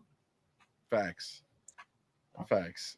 It is. I mean, we told them a long time ago. This was not a desperate move. This was Xbox taking over your block. Yeah. You know what I'm saying? You can't sell here no more. And this is my hood. You go that my block now. You go that. That's what they're doing, right?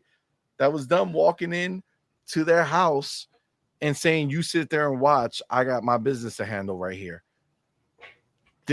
They're taking the PlayStation players and turn them into Xbox fans, and there's nothing that they could do about it because they don't have any games releasing to remind PlayStation old fans why they like PlayStation.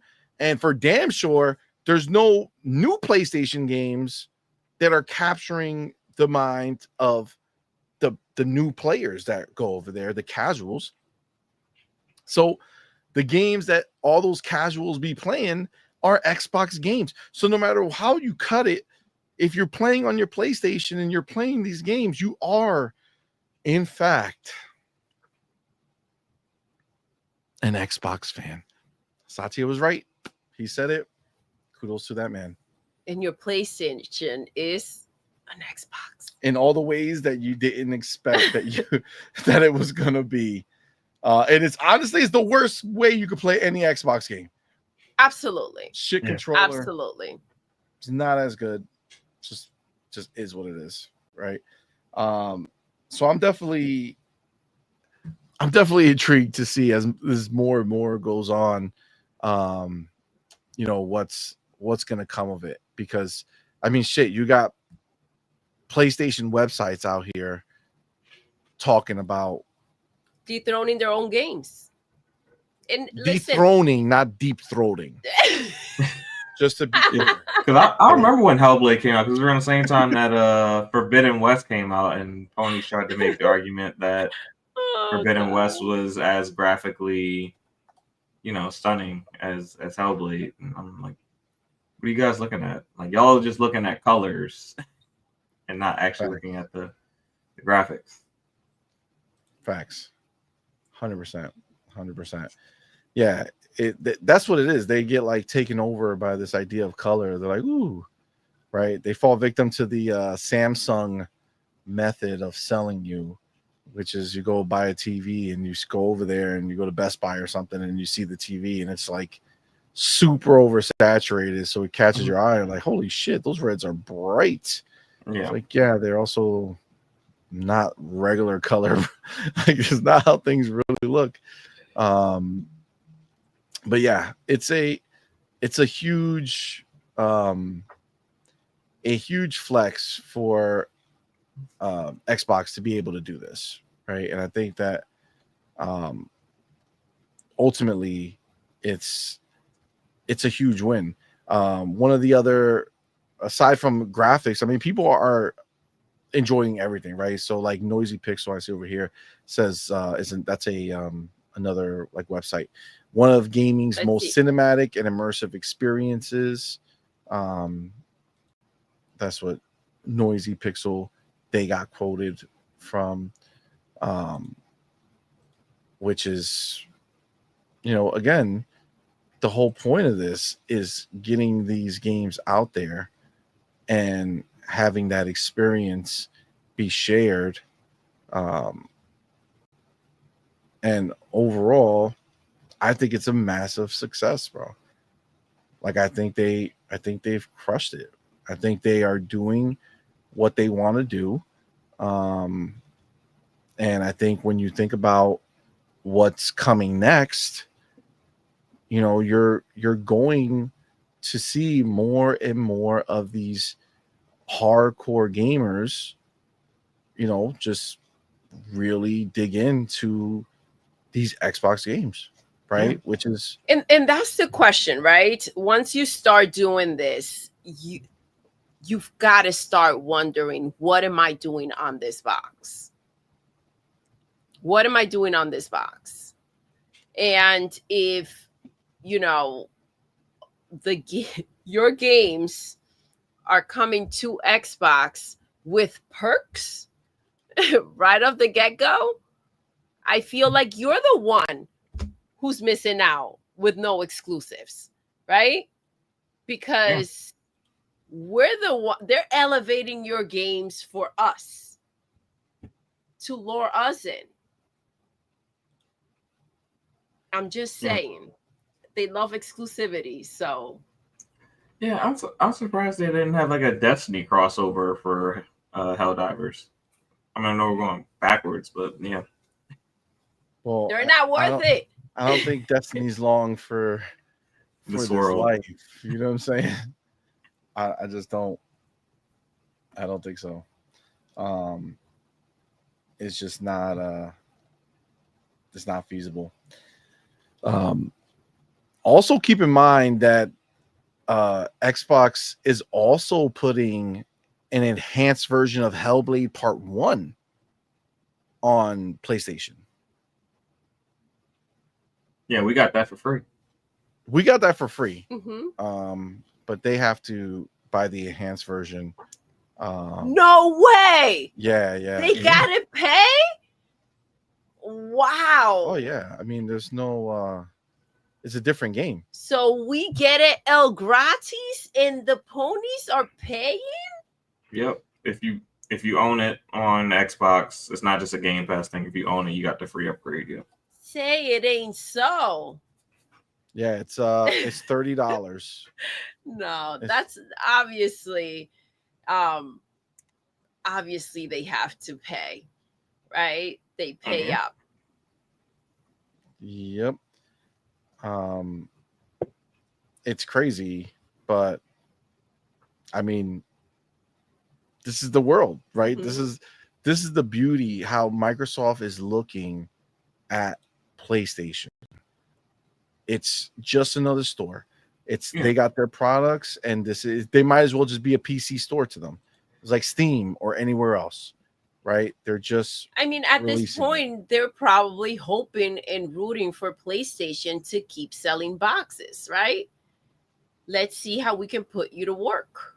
Yeah, but if we keep going this way, though, Xbox is the only platform that's allowing you to be, quote unquote, a first class citizen. PlayStation, you're a second class citizen on your own box. The Nintendo, you're a second class citizen. You're a third class citizen on your own box on the Nintendo. And Steam is just Steam. Steam is, they are a great facilitator of content, but they don't, provide their consumers with any added benefits as far as them being a publisher and giving you deals on content as far as like free upgrades and things like that. You really don't need that from the PC because you can do that yourself via mods and everything else. But as far as being a console gamer, Xbox is the only place where you really get treated like a first class citizen. You ain't lying. Yeah. 100%. 100%. I mean, It's a it's really it's just I remember all this stuff happening, and I remember all the shit that Xbox got for what was happening at the time. And because it was unprecedented and it never had happened before, they went ahead and made it such a major deal and such a big problem for that Xbox is doing this, and they're ruining everything, and they're gonna go away, and nobody's asking for this, nobody wants this, right? Nothing is going to be better because of them. Exclusives are the only thing that matters. Like, come on, man. Like I don't. I'm glad that this shit is blowing up in all their faces, dude. Of course. If only someone would have told them that they were wrong. I remember, what was it, Ghost of Tsushima had the like English lip sync off. And when they came out with their first big update with the Icky Island DLC, in order to get like the patch for the proper lip sync, you had to pay $10. Word that came in. Yeah, it was part of the patch. Yeah. So and to get the next gen version of Ghost of Tsushima, which was only real difference is they had like lip sync. Wow. Not surprised, but damn. That's real crazy. Mm-hmm. But that's what you have over there, right? Like that's what you have over there. That's the way they've always done them. And again, like to be clear, right? They could think about this for a second, right? Think about this for a second. They could go ahead and say, you know what? We're bringing our games to more places. So, guess what, guys? Any new games we have, we're putting in to our PlayStation Plus service. Okay. You wildin'. It's tough to do when you only make one game a year. But it still would have, even if you think about that, it's only one game a year, it's not hurting them, right? If the game's going everywhere, right, it's not hurting them. But they still won't do it. Getting more people capable of going ahead and purchasing this game, they still rather be like, nah, fam, no, you need to go ahead and pay up if you want to play the game. You know what I'm saying? Like that's I don't, man, but this is the thing. When you show up with one game, the problem that is taking place in that situation is they have to maximize those sales. This is not really going to change much for them when it comes to their subscription service, right? People are not going to stay. Even if a couple of people sign up for the month, they're not going to stay much longer after that, if at all. Yeah, you might upgrade to whatever tier that is just until you beat the game and then go back down to your regular tier. It's true. It's true because they don't have enough content to keep people. But even if you're just doing it, right? Even if you're just doing it to, like if you're just doing it just to say, hey, current subscribers, right? Yeah. Not like hey, we're trying to get you to subscribe because of this, right? Yeah. If you're just doing it, you're saying, hey, current subscribers, we want you to go ahead and enjoy the fact that we're going to put our games in there. And guess what? Remember, these motherfuckers take out their games. They do. They do. You know what I'm saying? Like they take out their games. Right before they're about to try to sell them to you again as a remaster. Yeah. Exactly. So you have people who have a new PlayStation 5 who don't have access to any of the old games that are out there because they already removed them, or not all of them, but a good amount of them. You know what I'm saying? So it's like like even if it's just for them, and be like, hey, you know, we're gonna go ahead and make sure that you get to have all those games in there because, you know, we want to do something for our fans, right? I don't. You're barking up the wrong tree. They are not about doing something, and I get it. Well, that's the point. They won't do it. Yes, that's not something that they're going to do. That's not something that they're willing to do. They're not going to ever create a situation where they lose. Especially now. If you're paying for Xbox games, fuck yeah, you're going to pay for our games. I feel like, if anything, that makes that situation even more entitled. Like, you haven't been buying our games and you're out here like a freaking whore buying all these freaking Xbox games. I'm just saying, like, pay up. It's not going to be a situation, especially now, where they would do anything like that. Their platform, they don't have enough games to ever have a situation where they're competing with Game Pass. Even if they get to a place where they can make something similar, we would be so far gone, they won't know what's happening. They cannot catch up. That's just the bottom line. Unless they run into some money, they get scooped up, and I feel like they'll still fuck it up, right? If they get scooped up by people that can manage them, because there's a lot of mismanagement taking place over there, and a lot of money to somehow turn everything around.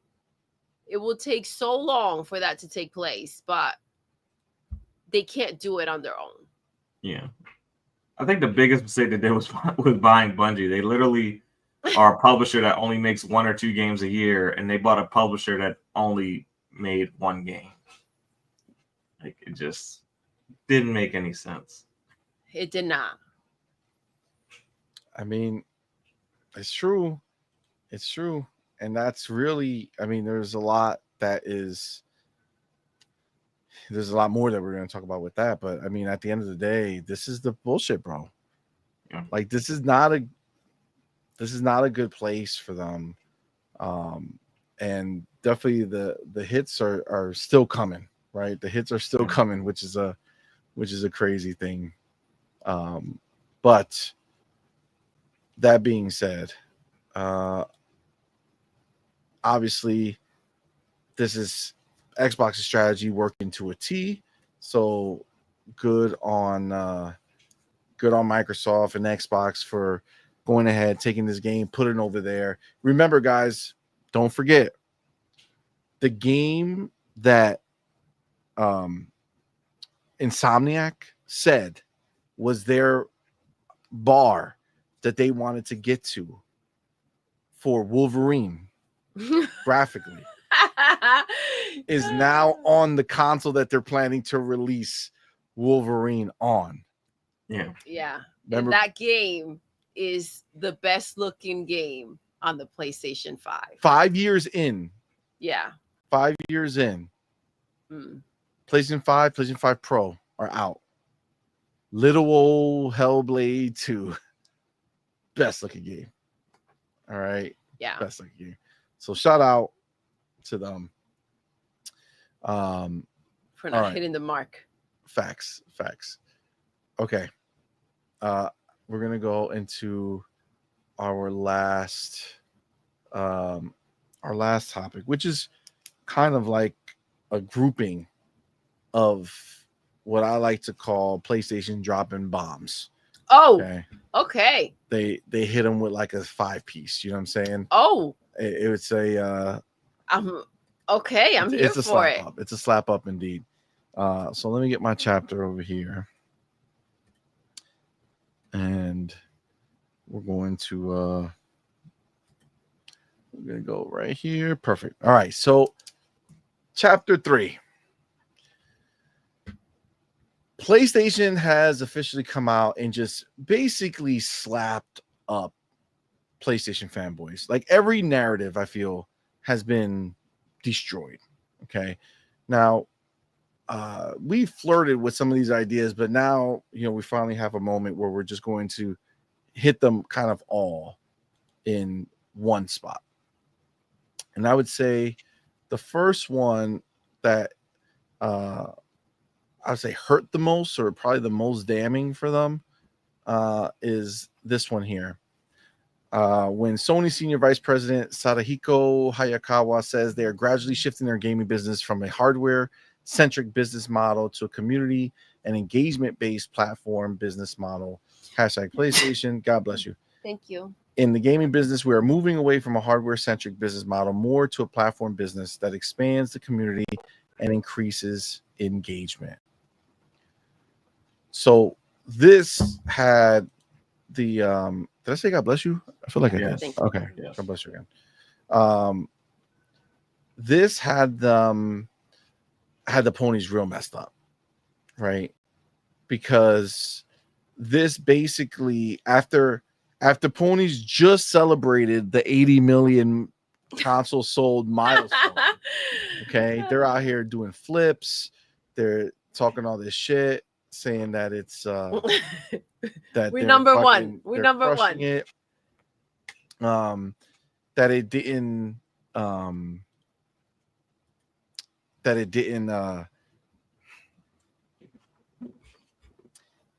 they had PlayStation tell them that none of it mattered.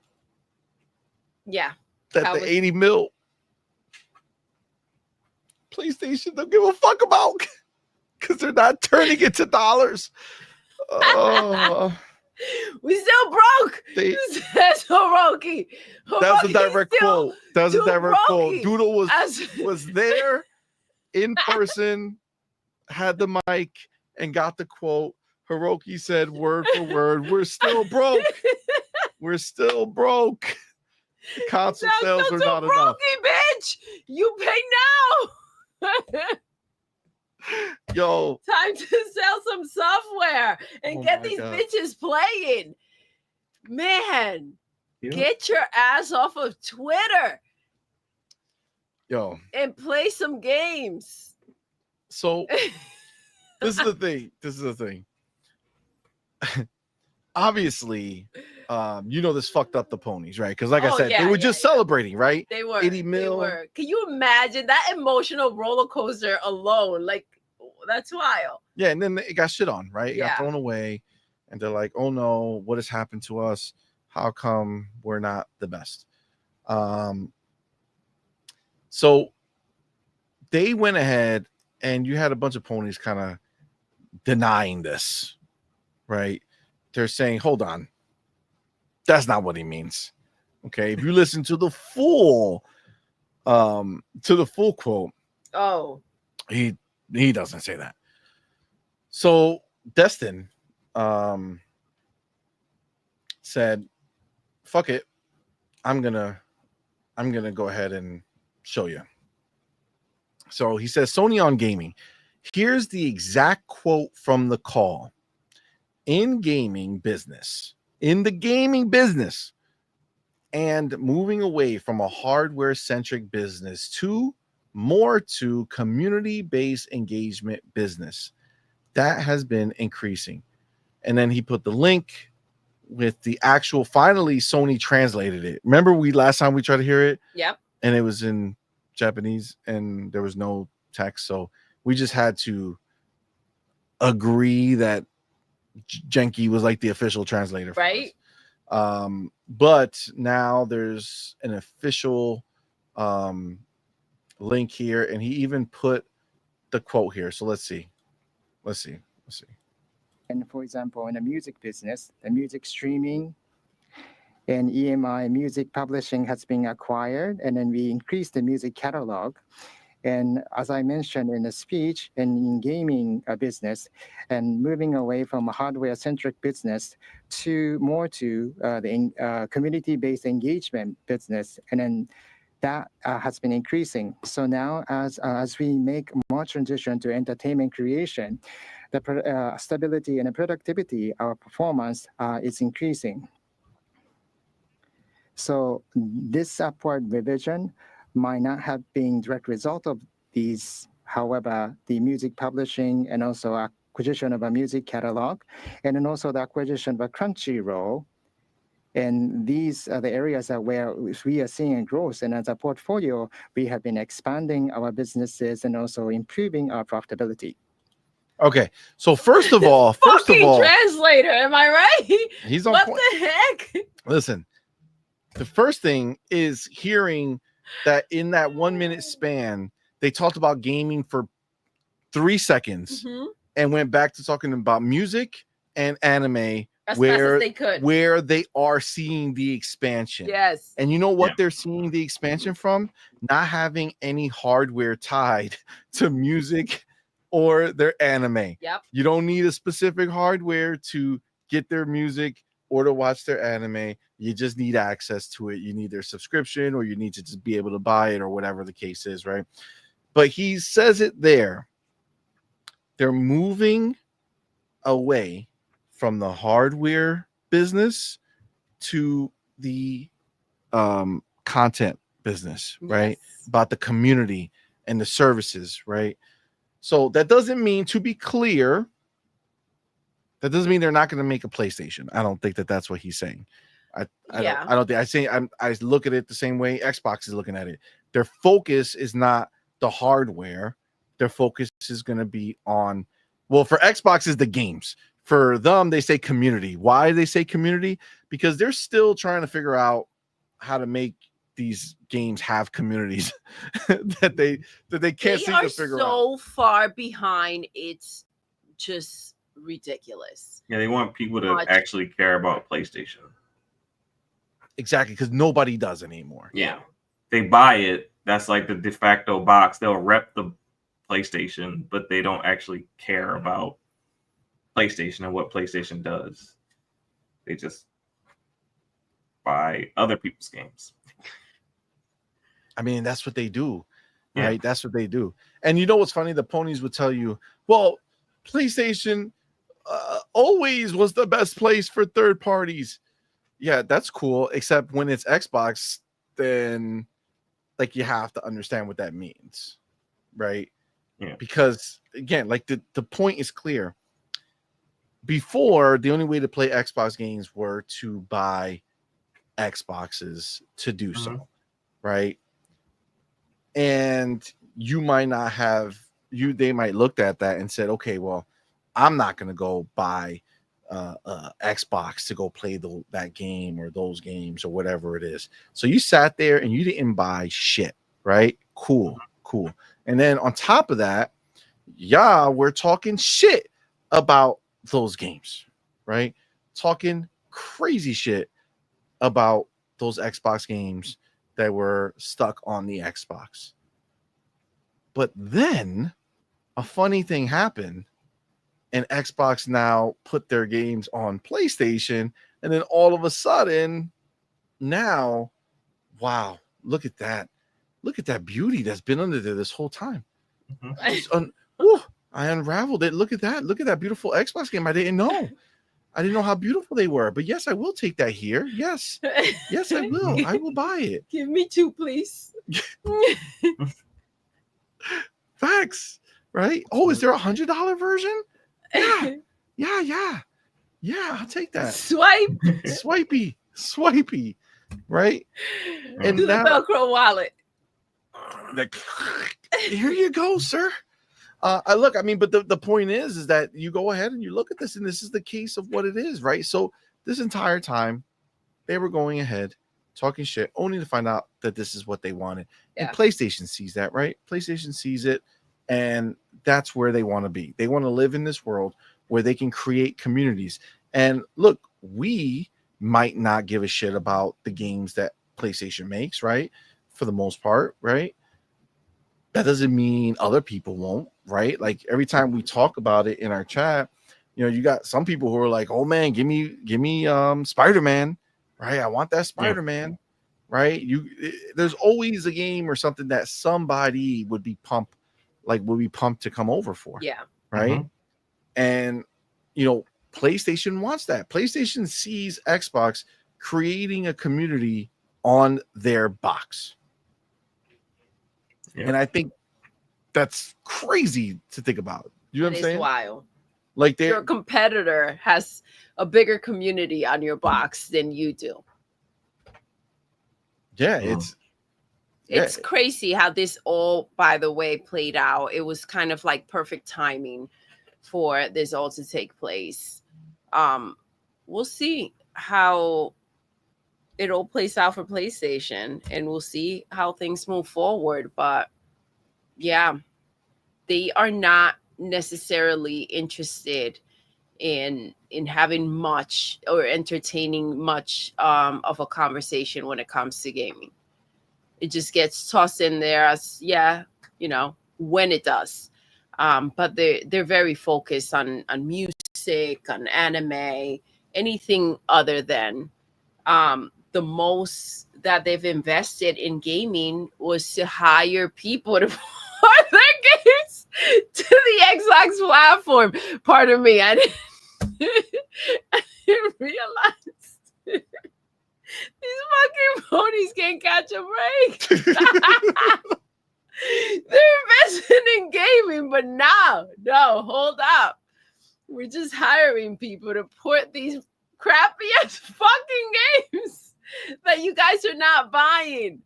That's crazy. Man. That's real crazy. That's wild. Let me get real quick. I see what the fuck's happened to my screen. What's going on? Okay, there Ray. we go. Ray Riz, what's up, man? Thank you for being here, bro. For appreciate you. Out. Says, how often are these streams? Caught my first one this weekend. Gotta make sure I don't come so late before bed again. Oh, well, thank you, man. Welcome. Appreciate you for coming through. We do Tuesdays, Thursdays, and Friday nights, 8 p.m. Eastern time.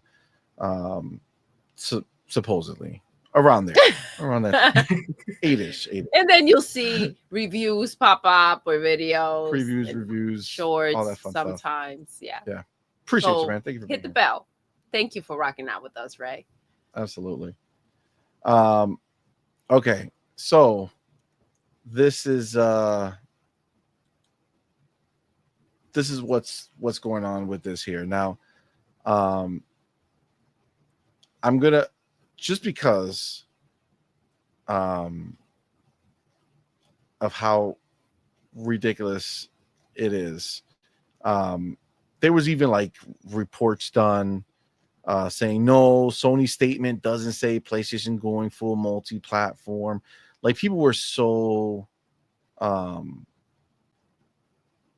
so hurt by this idea. And I mean, look, at some point you just kind of have to, take the L and move on. Just like, seems like PlayStation, you would think they would, but apparently they're not. Let me get this here. This is another part of it all. Sony admits its live service game shift isn't going smoothly. No shit, Sherlock. It's not going smoothly, guys. I don't know what gave it away. You know what I'm saying? Like, I don't know. Maybe I wonder how they see how the numbers are doing for Concord right now. Right? How many people are alive in that game. I don't know. Or maybe the marathon game that they were supposed to be releasing. Oopsies. Oops. So Insider Gaming put this together, says during its latest earnings call on Thursday, Chief Financial Officer Lin Tao said that in terms of the transformation, the move towards more live service offerings is not entirely going smoothly, but from a longer term perspective, if you look at the changes over 5 years, you see that there has definitely been change. Not good or bad change, but change. They were making these games and they've canceled these games. Change. Oh my god. That's the change that they've made. That's wild. That's hilarious. All right. So Tao then talked about the fact that 5 years ago, live service games were almost non-existent for PlayStation Studios. But now the studio has successful games such as Helldivers 2. Okay. Gran Turismo 7, they're trying to say is a live service game. I mean, it is, but I wouldn't call it successful. I mean, yeah, it has like in-game Every month purchases. they're dropping shit. I mean, I'm not keeping up you're with saying it, but live service just because they have a store. yeah. Okay, so my Yeah. understanding of live service games is you get a new drop of something every. No, it's a shitty live service game. It's not like, you know. Got it. A knockoff. Yeah, agreed. All right, and then Destiny 2, Another which live is service game, but just a shitty one at this point. on its way out. Sucks for Yeah. them. And then MLB The Show, very successful, but it's also a multi-platform game. That I mean, Destiny 2 is also multi-platform, but MLB The Show only became this successful after being multi-platform. And again, I wouldn't consider that a live service game. They release it every year, Yeah. so maybe in their mind, Well, they got their own version of like Ultimate Team, like Diamond Dynasty or something like that, and that's like their live service mode. Yeah, that's like their live service mode, like where they sell like baseball card. So like an NBA 2K or Madden. Like they have their own little type mode. Okay, that makes sense. But that's it. Yeah, that's their thing. So we have these 4 live service contributing to sales and profit in a stable manner, she said. Despite those successes, Tao says that Sony recognizes that issues still remain, that they need to learn lessons from moving forward. She says that the company has to make sure they introduce live service content where there's less waste and it's more smooth. I think they say waste, like considering like Concord and maybe Marathon's art style and shit like that. Gummy bears. Yeah. So that being said, with that said, Tao was clear to mention that live service games made up roughly 40% of Sony's revenue for the first quarter. For the year, she says is in the range of 20 to 30%. So this is the thing. I don't think I know 100% when she says live service games. Does she mean their live service games? Or just in general, or just like Fortnite, live service games like Call of Duty, Minecraft, Fortnite, and Apex Legends and shit like that. I don't think that's very clear here. I don't think that they're just talking about their games. I think they mean in general, and this is why they won't give up on the idea of making these games. Have you not been seeing all that shit that I read? Yes, we have. Yeah, we saw it. You just closed it out. Yeah. Did I? I didn't close shit out. Hold on. That was real wild. Yeah. It just basically noped itself out of existence for no reason. I'm sure it was all by itself. It was by itself. Yeah. I did nothing to it. There you go. Okay. There we go. All right. So I did it. Real quick. We got our boy Mac22TH54 in the building. Thank you, my brother, for being here. And thank you for that $5 super chat. Says, I got here late, but at least I didn't miss Dark Doodle. Hashtag Pab. Hashtag Copium. Hashtag Whole Slate 100. Facts.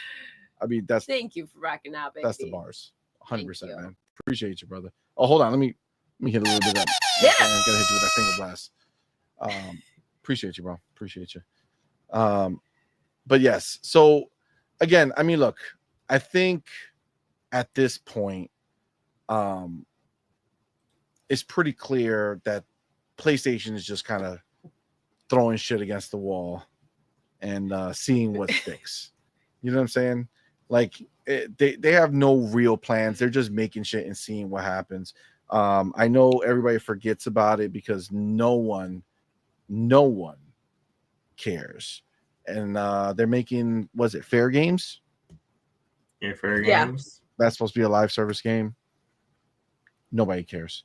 It looks so good that their boss left. Yeah. First time they went hands-on outside of the studio. She's gone. That's a crazy thing to have happen. Yeah. Like you're there and you're like, oh snap, here you go. We're gonna go ahead and show you. I'm really excited, guys. I'm gonna show you the game. I'm gonna show you the game. You're gonna love it. Come on, team, gather around. Watch them play. This is gonna be great. Here it is in your hands. Then the SpongeBob screen comes on. It's like 5 minutes later. Like, You see yo, that bitch with a box leaving the back building. your shit up, bitch. Just go. Just go. That's real crazy. That's real crazy. Yes. That's real crazy. Oh, style. Let's get our boy Ray Riz in the building. My dude. Hey, let's go. Shout out to the homie Ray Riz. Get That him. $10 super chat. Thank you. Officially de-ranking Brett Bingham as the highest super chat of the Let's night. go. Your name will go on the banner. Yes. He says, thanks again for the great content last stream, helping me come over to Team Green. Let's finally. go. Yes. Oh, it's Yeah. our boy Ray. Yes. He was asking, he was Nintendo, and he was asking if we should get it. Yo, so glad that you went ahead Let's and copped go. it. Welcome to the squad. So much Yes. good stuff to play over here, man. We're living large on the gaming side. Make sure you get that Game Pass if you can.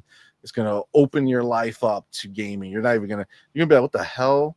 I didn't even realize there was this many games that I could just play at any given moment. They don't really advertise it like with the vast amount of games that they have. Mhm. You know what I'm saying? Like you just kind of see like the every 2 weeks the new drop, but you don't realize that they all compound. And yeah, some games leave, but man, so many. No first party games leave. So you have a whole dude, you got Xbox One game, like original Xbox games in Game Pass. So I don't know how far, how long you haven't been on Game Pass. But there's just so much, dude. There's just so much. Yeah, man. We gotta work out a system. You know what I'm saying? I don't know if it's better to start, most recent, work your way back, or Oh, go to the oldest stuff and kind of work your way forward. There's just so much, bro. So much. he does have Game Pass. Oh, there you go. Yeah. He said he's overloaded. That's it. That's what I'm talking about. It's a beautiful thing, man. Enjoy. Enjoy, homie. Enjoy. Let me go ahead and change this banner real quick. Go here. Got our boy Ray Riz. $10. All right, beautiful. All right, awesome. Okay. So live service, shit in the bed, right? Big time. Yeah, and honestly, I just don't think there's a I really don't know if there's a lot, and maybe you guys can give me some perspective in from your minds, but I really don't think there's a lot of room to have another successful live service game. Like I think Helldivers fit a certain niche because it's like a PvE, right? Yeah. So it's PvE, and you go ahead and you are actually working together, and it fit a hole that kind of existed. Most live service games are versus, right? Yeah. There might be a mode that's PvE, but at the end of the day,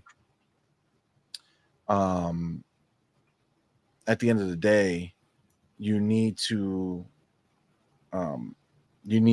realize that you have to find a place that doesn't already have something rocking, right? Yeah. And like the reason Fair Games is screwed is because there's already multiple fair game type games already in existence that are already taking up that space. Marathon's another one that is an extraction type shooter, and again, there's already ones that are locked in. You know what I'm saying? That's a niche, very niche genre. Yeah. Exactly. That it's like you already have these people like Arc Raiders that's coming out. That's going to dominate. It already slapped you up on your beta. You think that you try to come out with the main game that's not going to dominate.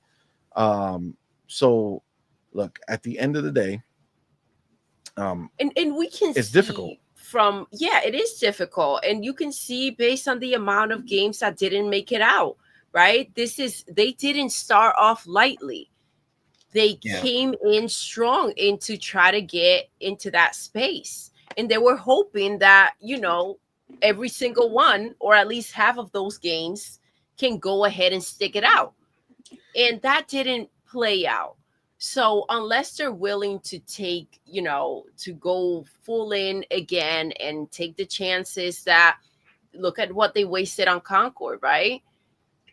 That's just one, right? So if they're willing to go ahead and keep throwing money at the situation, which it doesn't sound like they are, then great, but it's not an easy thing to crack. Yeah.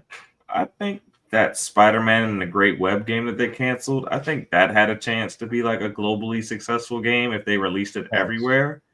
But I think what happened with that game, honestly, Appreciate you, bro. Was that at the time they weren't planning on putting the game everywhere, and they couldn't justify a licensing cost associated with a Spider-Man live service game. And I think that's what ultimately killed that game. But I think it did have a chance. As far as everything else they're doing, I think they would have a chance of having a good live service, a good level of live service success strictly on the PlayStation, reviving some of the older IPs that PlayStation players care about, like SOCOM and Killzone and maybe Resistance. I think those type of games would do well strictly on the PlayStation because there's a base of players that would kind of look forward to it. But I don't know if they have anything that would be globally successful, like successful on PC, successful on Xbox, and wherever else they decide to put it. I mean, I think the problem is with the current PlayStation, if they keep any of this live service stuff only on PlayStation, it's just not going to work. The player base that they built up, either one, doesn't give a shit about live service, or two, they do give a shit about live service, but they're already wrapped up in the ones that they've already invested in and been a part of forever. That's why I said you got to pull them away with some of the old stuff that they actually cared about. Yeah, possibly. I think where do we hear? I don't know if it was a quote that we heard or what, but it was along the lines of like no one even knows those IP anymore. Yeah. You know what I'm saying? Like, say SOCOM to most regular people, and no one has an idea. Yeah. Right. And the problem is, for a live service game, those are the people that you need. Yeah. Right. The people that have no idea. Because the hardcore players are not going to stay on a live service game.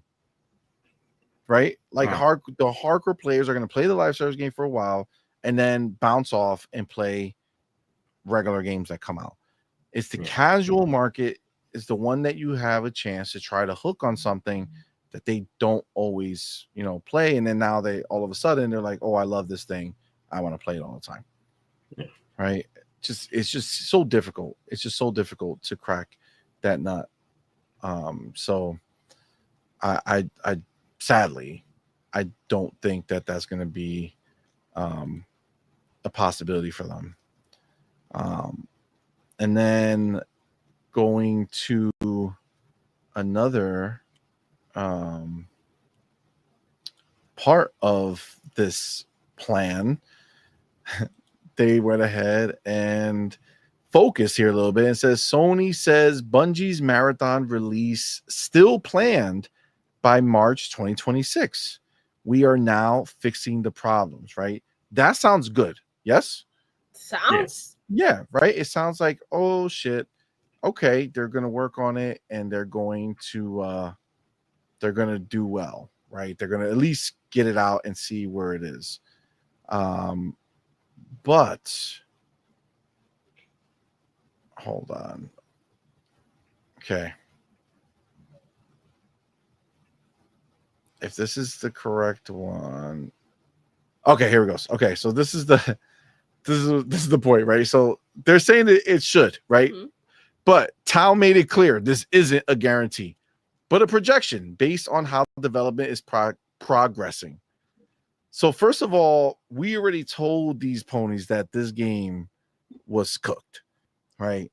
Yeah. That there's little or no chance that this thing is actually gonna survive. Yeah, right? I have to agree, 100%. It's probably not gonna survive, but they Yeah, I gotta don't think release it. so. I mean, well, you say that, but again, she just said, the big dog said, this isn't a guarantee, right? First, about Marathon, how we factored it in the forecast, we expect the launch to happen within the fiscal year, she said. But having said that, this is not a commitment. No official announcement has been given yet. We are now fixing the problems. So we believe this launch will happen. But this is the fucking killer. And if this launch is canceled, the word we cancel. need to do the revision of the valuation. However, as of now, this is not expected. This game is not It is coming fucking out. cooked, bro. This game, Marathon, is beyond the criticism, right? Of like, okay, well, you should fix this or fix that. It's also changing things like the art that they stole and the music that they stole. This game is doomed. It's not supposed to see the light of freaking day. It's not. There is so much baggage attached to it. It's ridiculous.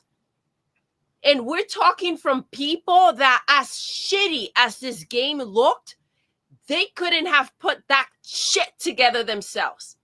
They had to go out there and steal it. They have no creativity. How are they going to take that shit out and figure something out to move forward with? And even if they got to that point, the feedback wasn't well, right? So they have other things to focus on. Even if they change and take out the stolen art and switch that bitch up and change the music, this game will still not take.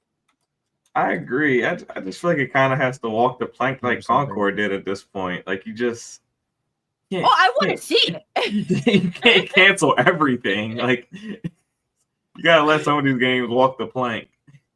Yeah, I think, listen, I don't know that they're going to go ahead. For all we know, they're not really fixing shit and they're just waiting to say this didn't make it out and we're going to let these many people go. Obviously, they're going to deal with the consequences of this being a failure beyond just canceling the game. But yes, we will love the entertainment. We will love another funeral like the one we had for Concord. And we will have one. And for sure, even if it doesn't, we're going to have one for it not seeing the light of day, right? It deserves it. At this point, not releasing it does just as much brand damage as releasing it, if you ask me, because I mean, it's like, damn, you can't get a game off the launch. You can't bring a game to launch at this point. And the game that you do bring to launch, you only let it live for less than 2 weeks. Exactly. And to go ahead and recruit and force all of your developers to sit there and play that trash because people won't show up for it. Like going through that again, I feel like on their own terms saying this is shut down, it's not going to see the light of day, versus the players saying, nah, we're good. We're going to pass on that. It hits different. It hits different. I mean, because if this game doesn't come out, what happens with that Gummy Bear studio? Does that game come out?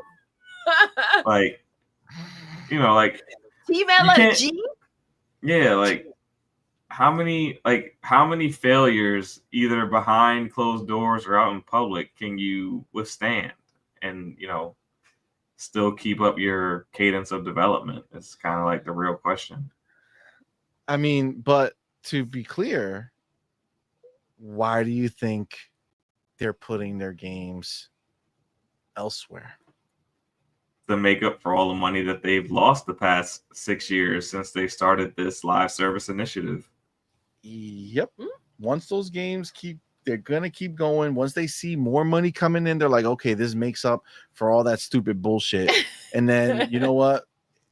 Marathons. This is the thing you got to remember, right? The problem, Pharaoh, is for a live service game, release is not the end of the spending. Mhm. Yeah, it's the beginning. In some ways, it's just the beginning because that's where your long-term spend is going to come from. So you have developers that you have to keep on tap. You have to constantly be paying for the servers and all this other shit nonstop. And then at what point do you look at how many people are playing and say to yourself, this is not worth it, right? So, if the sad thing about this is it's not like Microsoft, right? Microsoft has fuck you money, right? So basically they put out a game like Sea of Thieves. It does decent, but nothing special. And instead of saying, fuck this shit, close it, shut it down, they say, work on it. Get some content going, figure it out, get it going, and it'll become something. And guess what? That bitch grew, right? Another game that was the butt of the jokes, right? But has more players than all of PlayStation first party games combined on the PlayStation 5. You know what I'm saying? Like this is a crazy scenario, but that's where they are, right? Halo Infinite came out the gate, amazing for single player game, amazing multiplayer game, not great live service game, right? They first time they make it live service, they didn't have a roadmap of content that was enough. What's his name? Joan Staten. You know what I'm talking about. Joe Staten, something like that. Yeah. Joe Staten. He was too kumbaya. Well, we want to do this in peace. We don't want to stress the developers. We're going to release stuff every 3 months or whatever the fuck. And people were like, no thanks. And then everything blew up and they got rid of everybody, right? And started fresh. So it's like, but they did it.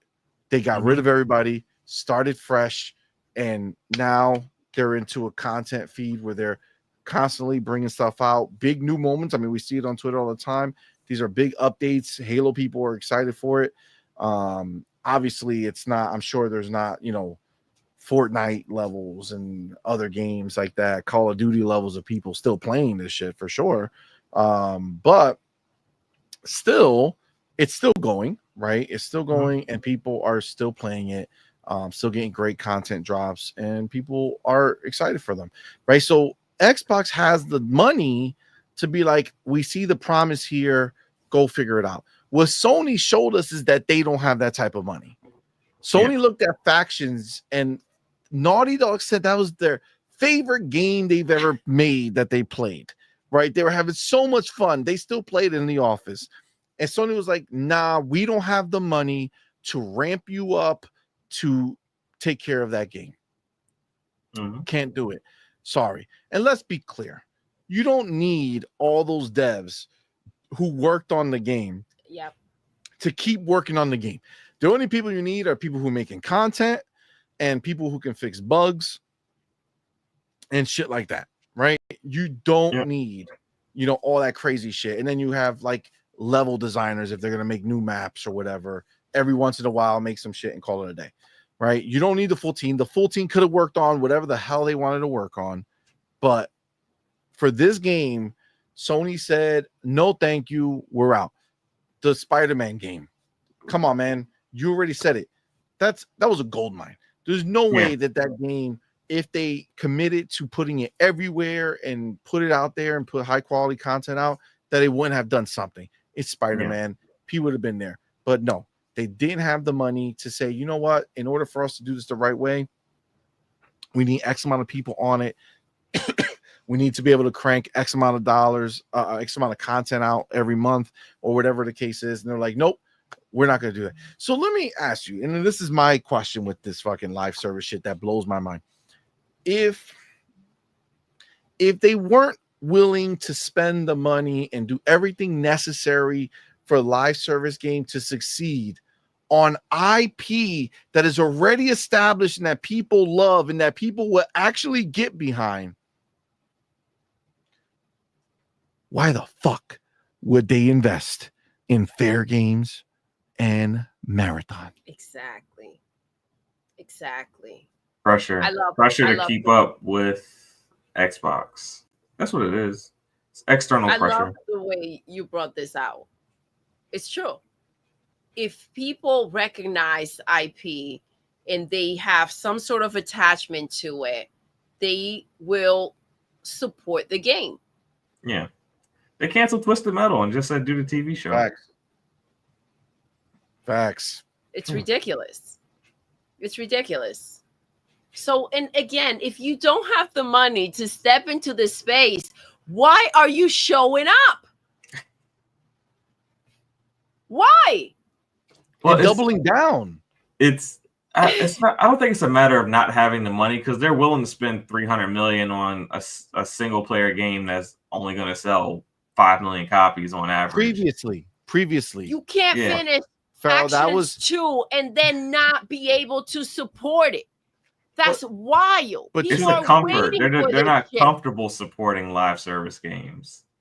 So that's why they bought Bungie, because they figured Bungie would make us more comfortable based on their experience. Not okay.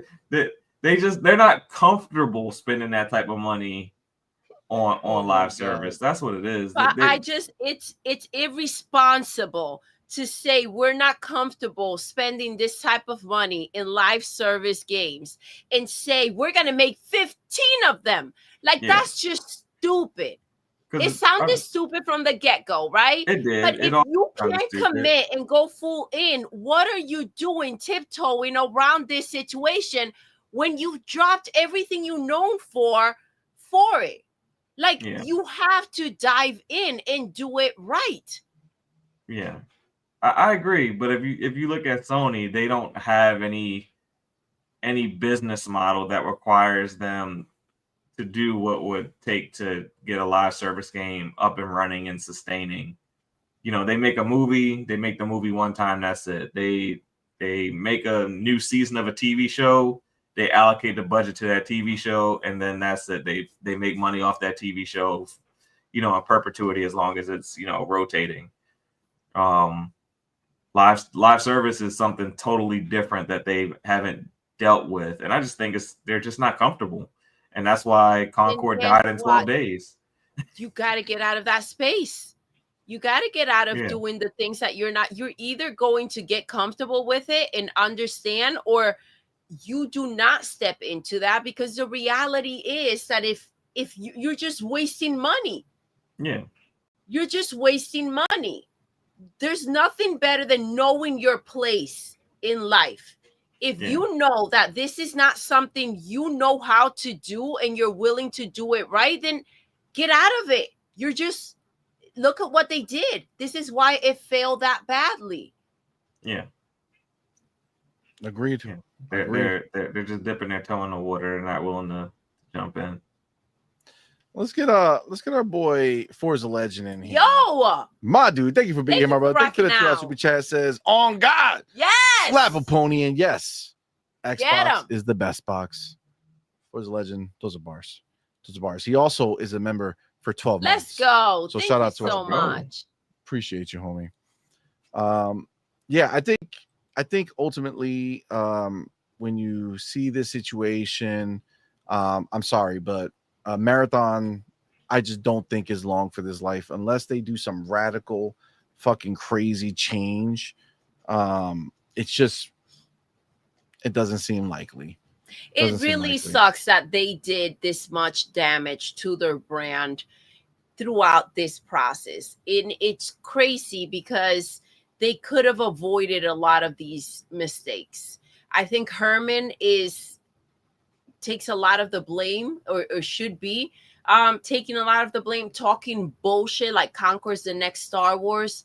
I think that they just need to go back to Factions 2 multiplayer Spider-Man. If you're going to continue to invest in gaming, go back to those things that would have worked and throw your money into that. And at least you'll fail making sense, because that makes sense for them to do, right? Yeah. To Agreed. fail on some unknown nonsense, or, you know, Marathon, Concord, multiplayer God of War, they wanted Yeah. to make that. They were crap. making that Like, too. come on, man. Yes. Like, start using that common sense.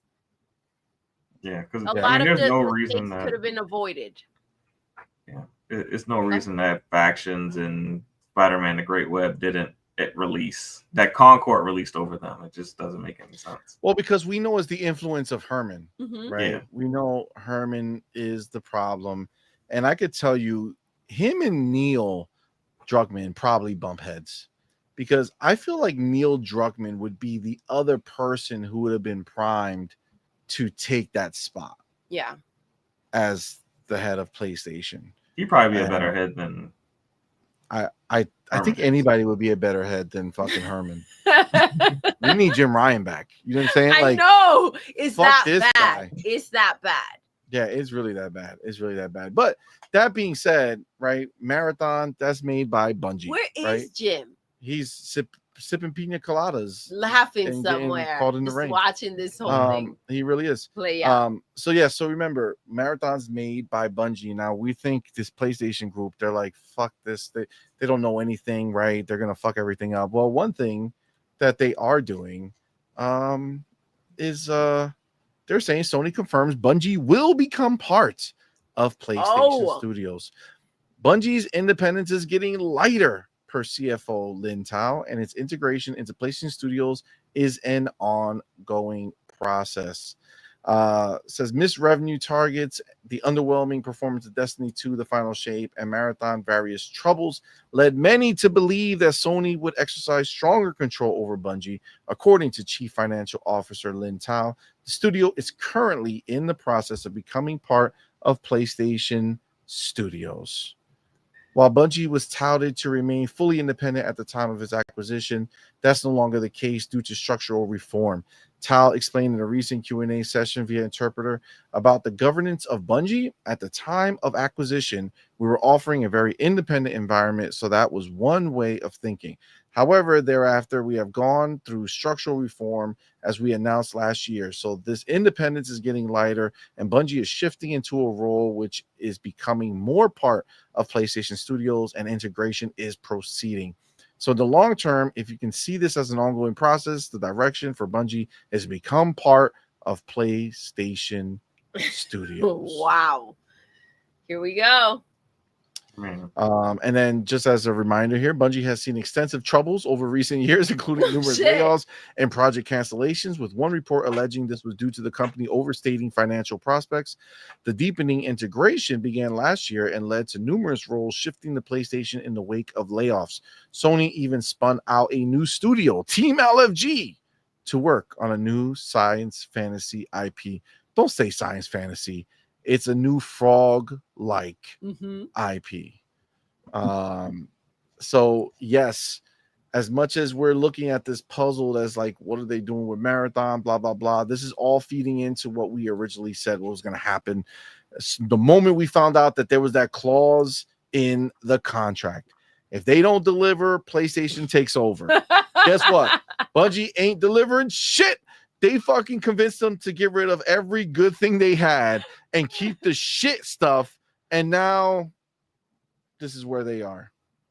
This is where they are. Man. What do you guys think? I was like, Ryur says, watch last Bungie employees is like 3 or less. I mean, it's true.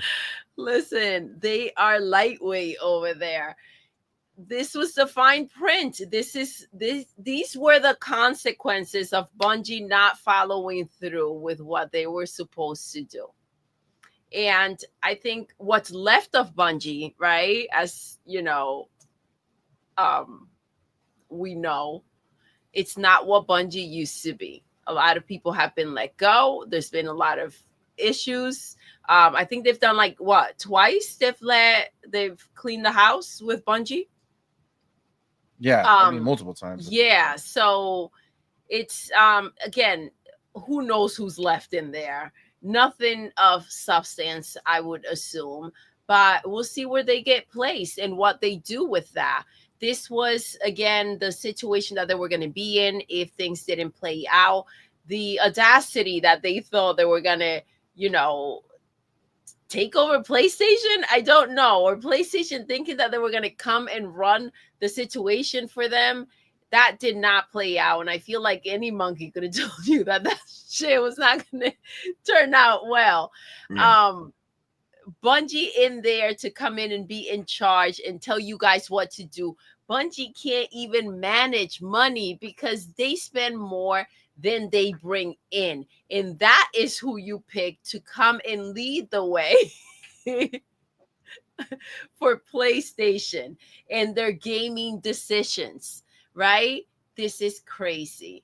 I feel like this makes sense. This is exactly how this was supposed to turn out the moment that they scooped them up. There was no other way. There's no alternative. There's no freaking unknown. Oh my God, what could have happened if they made this other decision instead? This is the way that it was always going to play out. This was the dumbest decision, to go ahead and think that Bungie is the one to scoop up and to bring them in with such seniority over your other studios. Crazy. Yeah. Agree. What do you think, Farrell? It's just crazy. I mean, like, the fact that they bought them to begin with as a response to ABK was just insane. And it's it was like the better buy. Yeah, like, never mind that, like, Activision, like, literally just got rid of them for a reason. They didn't get rid of them for no reason. It's like, I don't know. It's like that girl that you see everyone date, and then you're like, oh, it's my turn, and then you realize why everyone dated her, why she never stuck with anybody, and it's like, and they're like in this like horrible situation where nothing they do with Bungie is gonna get Bungie better. Like, they have to rebuild Bungie from the ground up, but them rebuilding Bungie from the ground up is something that they don't specialize in. They don't specialize in live service, so they don't even know what the hell they're doing to build Bungie back from the ground up. So it's just one big mess. Agreed. Crazy. Agreed. Yeah, I mean, look, frankly, I think we've seen enough of their attempts to try to figure out how to do any of this shit. Like, it just seems like that's I don't know how much longer like the PlayStation fan base is gonna just like enjoy being an experiment. You know, like, hey, why don't you guys try this? Do you like it? Taste it? Okay, throw it out. Cancel. Like, I don't understand. I don't understand. But look, I think Bungie, baby, like you kind of said, if this is not the Bungie that we knew, they literally just gutted them again and got rid of everyone that mattered. Wanted the Bungie we knew either. Like, come on, man. I mean, there was like a rumor, if you remember, that Bungie was working on like their next big world, and it was like Matter or whatever, right? That was a code name, but that ended up being Marathon, I'm assuming. But fuck, bro. Like, they spent years working on Marathon, and you saw Marathon, like, it was fucking trash. It's almost like they took their word for it rather than looking at the facts. But it's crazy that you worked for years on something, and the best you can come up with is stealing other people's stuff instead of like, if you really what are they doing? Yeah, like, if you were really working, you wouldn't be stealing other people's stuff. You would be working on making your own stuff. It's it doesn't take a lot of time to steal someone's shit. You know, it takes a couple minutes. You know, They already did the hard work of, putting it together for you. You just got to go take They it. couldn't even spin it though. Like, you know Yeah. what? I'm gonna steal this shit and then like do some lines here and there. Like, they were just flat out triangles and just shapes. Like, Seriously, bro. obvious. Like, Yeah. oh man, it's crazy. I cannot imagine what the heck they were doing, or the type of people that they had working on this thing, that they thought they couldn't come up with something better themselves.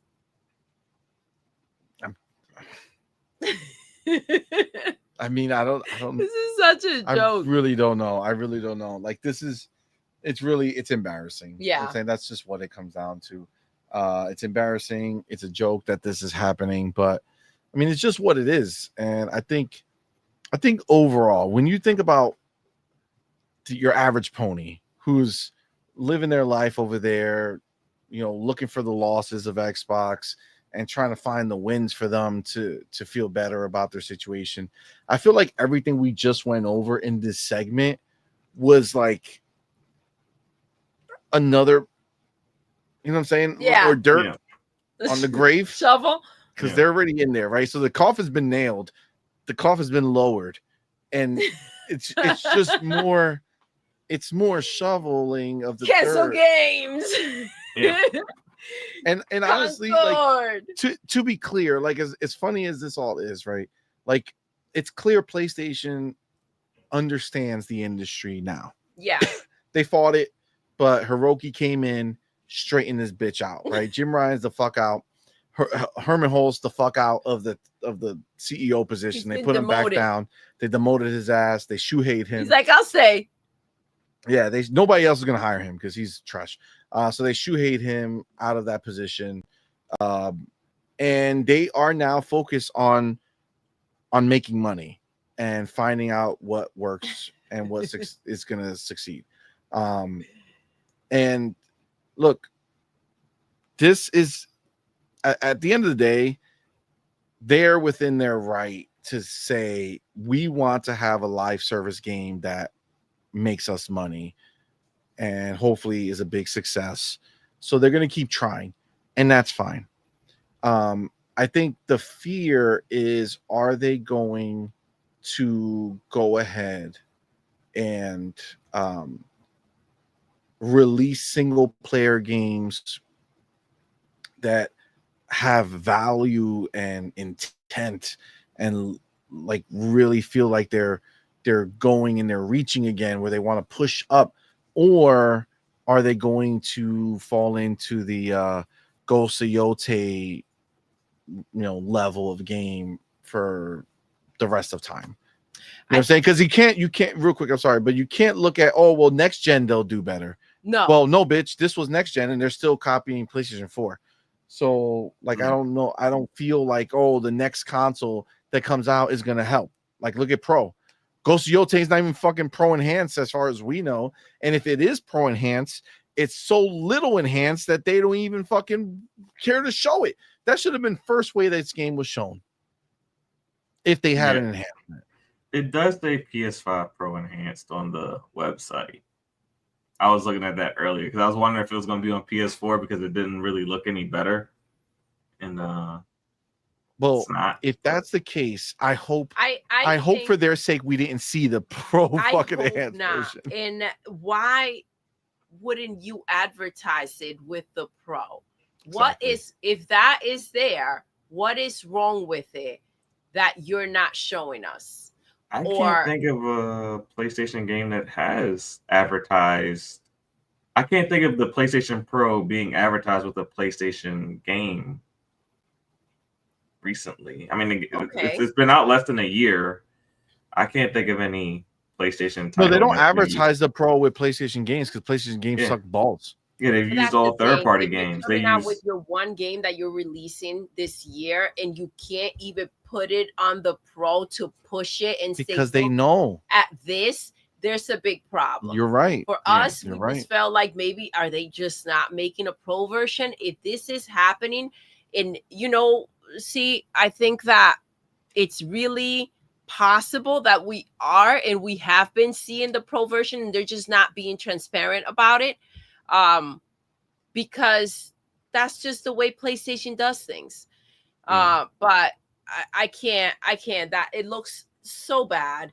I think on what you mentioned before, as bad as we see Ghost of Yote, I think we are going to get to a place where Ghost of Yote is their good looking game. I feel like that's the direction that we're heading. So they're trying as to sad as that lower the is, expectation. The expectation should be Ghost of Yote and below. Yeah. I don't think they're going to heavily go ahead and invest on those single player games. They don't want to keep wasting money. These developers are not showing up for it. They are going to hold on very tightly to whatever they make from porting these games that they have. I don't think they're going to be as loosey as they've been with their money. I mean, I can't fault them for it either. I guess at the end of the day, time will tell, and how many thumbnails we get to make laughing at some of these things. It's crazy because it's so difficult not to laugh at this mess that's taking place. This last chapter, we're reading this letter and they're like, yeah, definitely next year happening unless we cancel it. Like the ridiculous crap that comes from that side. It's just so difficult to take them seriously in any way. They have become a joke. So Facts. Let me get the homie Panda Shanked in the building. Panda, hi, love. Appreciate you. Thank you for that $5 super chat. Says, I'm pretty. Oh, first of all, let me hit it with a little bit. Let's go. You know what I'm saying? Says, I'm pretty sure that the reason that they don't advertise with the Pro is because almost no one bought it. So it would only entice a small number of people. I mean, I do see that kind of rationale. The only problem is that, like, typically you want to show your best version. So that would be, for instance, this scenario would be like if Xbox came out and the first trailer they showed you of their game is the Series S version. Mm-hmm. You know what I'm saying? Yeah. Like, although we know more people own a Series S than a Series X, or I mean, I don't know, that number may have averaged out over time, but you always want to put your best foot forward, right? And because you have a Pro product, it's not like people can be like, oh, you're being disingenuous. It's like, no, I have a PlayStation 5 Pro product. You can buy it if you want, right? Here's what it looks like on the Pro. Like, you typically would want to, again, like I said, kind of lead with your best foot forward and sell, because you know the visuals are going to sell the game immediately, and then everything else kind of follows suit, right? So it has to look great. And I gotta tell you, man, I've seen the crazy shit is I've seen some really fucking good looking games recently be announced. I don't know if you guys saw it, and I almost want to show you guys, because this is where PlayStation, like, at a certain point you just look at them and you're like, fam, like, just stop doing, like, just quit. There's too many people in the game right now. You know what I'm saying? Like, there's too many people out here fucking making shit fire, right? I think that is them quitting. Every time they cancel a game, they're quitting on it. And it's been a lot of them, right? I feel like that's them giving up every time. I mean, it may be. I'm just gonna grab this one real quick. I just want to show y'all, because if you haven't seen it, I was so, first of all, the name kind of fucked me up a little bit. I was like, what the hell? But then I saw the trailer, and I'm not gonna lie, it looks pretty fucking dope. Let me put this back up real quick. Hold on. Go here.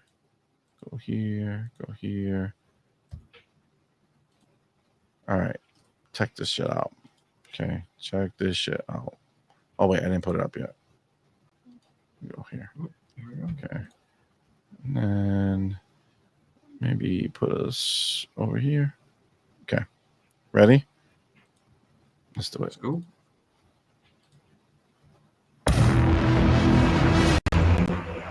청도 사람 부대뿐이 대동강변 열매거리 그 먼저 이름이 혈자리가 목자리라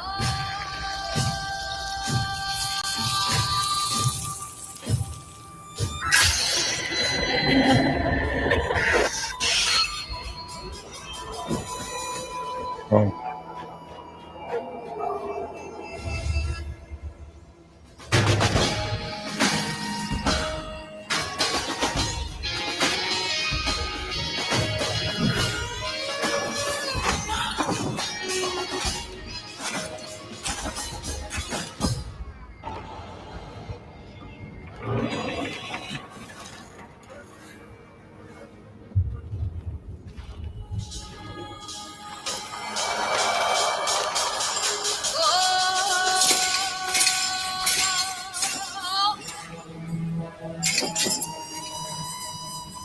기어코 여기까지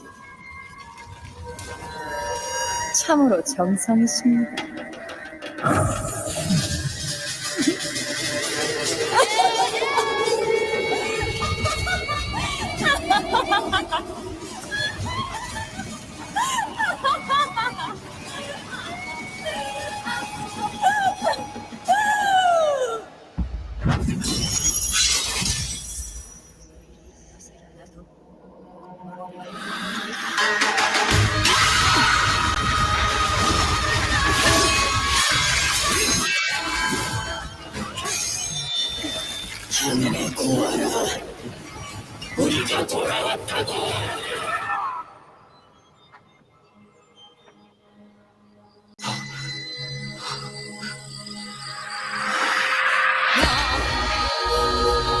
Wuchi, Holy crap! the way there.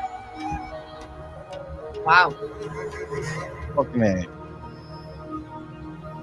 All right. Listen, I know that was a cinematic, but goddamn, was that a fucking. That shit had me like. I was like, holy hell, bro. That shit look fire. Yeah, Xbox put it out for this is games going everywhere. That's coming to Xbox for sure. Yeah. But dude, I saw that. I was like, damn, that's fire, man. Like That's sick. excitement. You know what I'm saying? Like it looks Different. cool, right? Mhm. Obviously, it's not gameplay, right? And obviously the gameplay is gonna look different, but just the feel of the game, right? That's a cinematic. Show me a cinematic that we've seen yet for a PlayStation game that looked that dope, bro. Come on, man.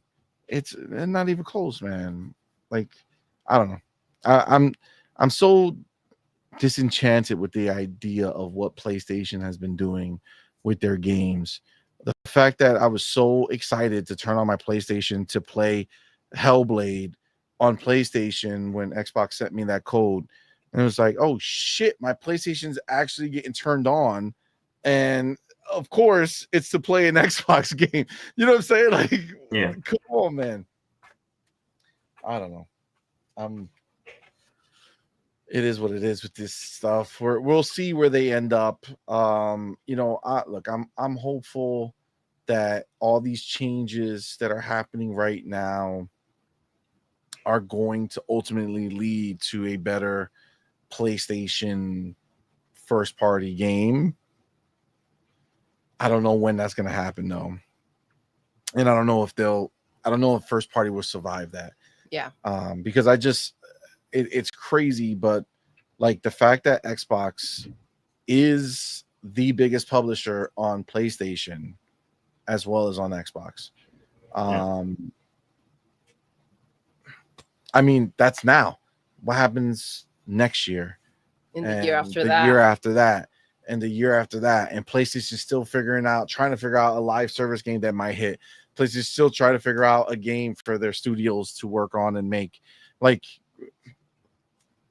I don't know. Yeah, it's just I don't know. tough because it takes 5 years to figure out a live service game, and then you find out that nobody gives a fuck about it.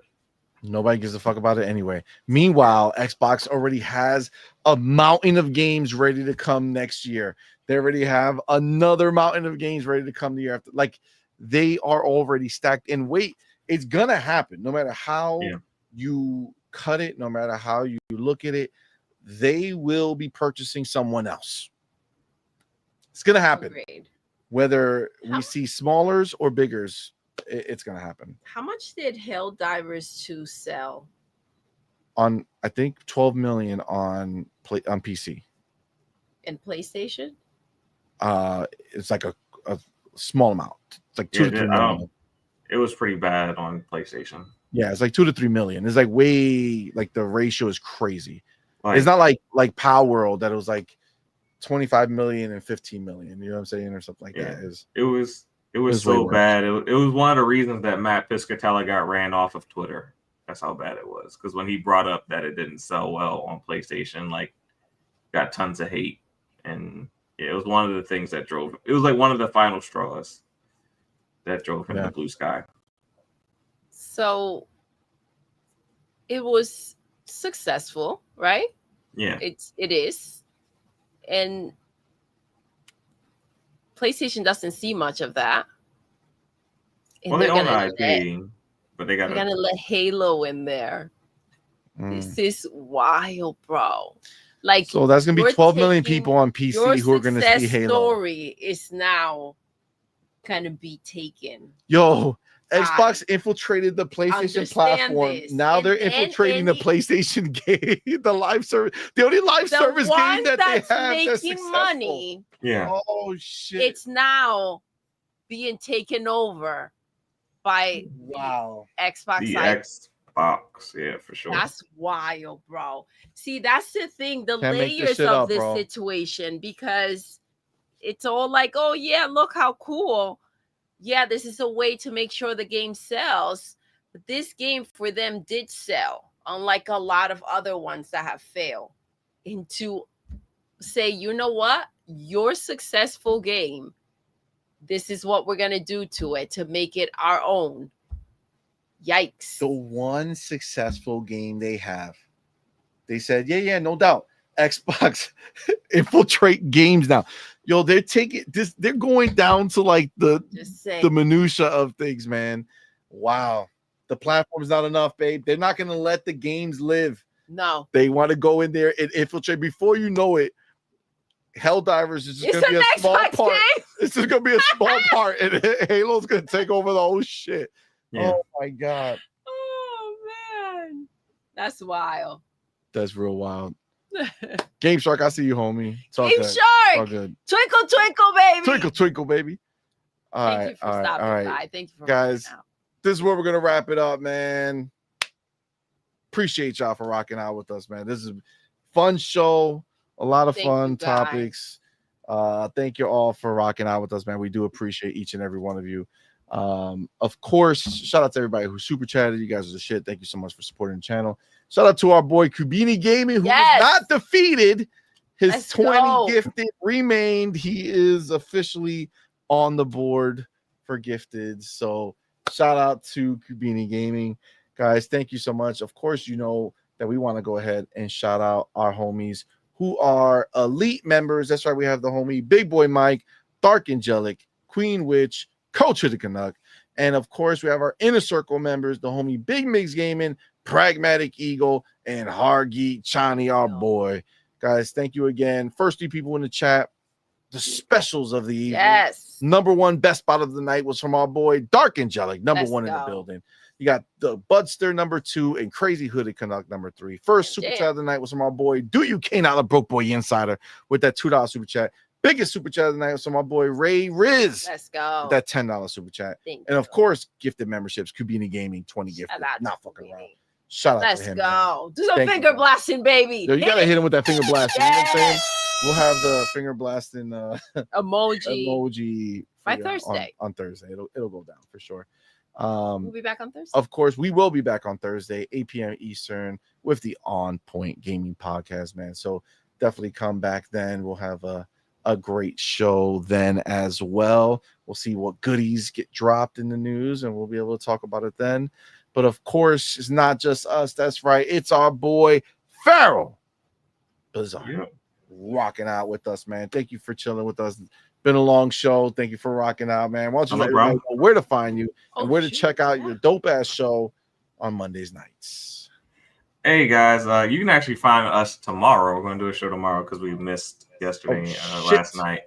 So you can find us, well, not tomorrow anymore. You can find us today. Tonight. Oh, yeah. Damn. I was like, what? 9 p.m. Eastern Standard Time. I'll drop the link in the chat. Just go ahead, subscribe, hit that notification bell so you know when we go live. Look forward to seeing you guys. Absolutely, man. Subscribe to our boy. Yes. Appreciate you, homie. Thank you again, man. And shout out to all of y'all live in the building. You guys were the shit. So thank y'all so much. And with that, we're going to go ahead and end the show.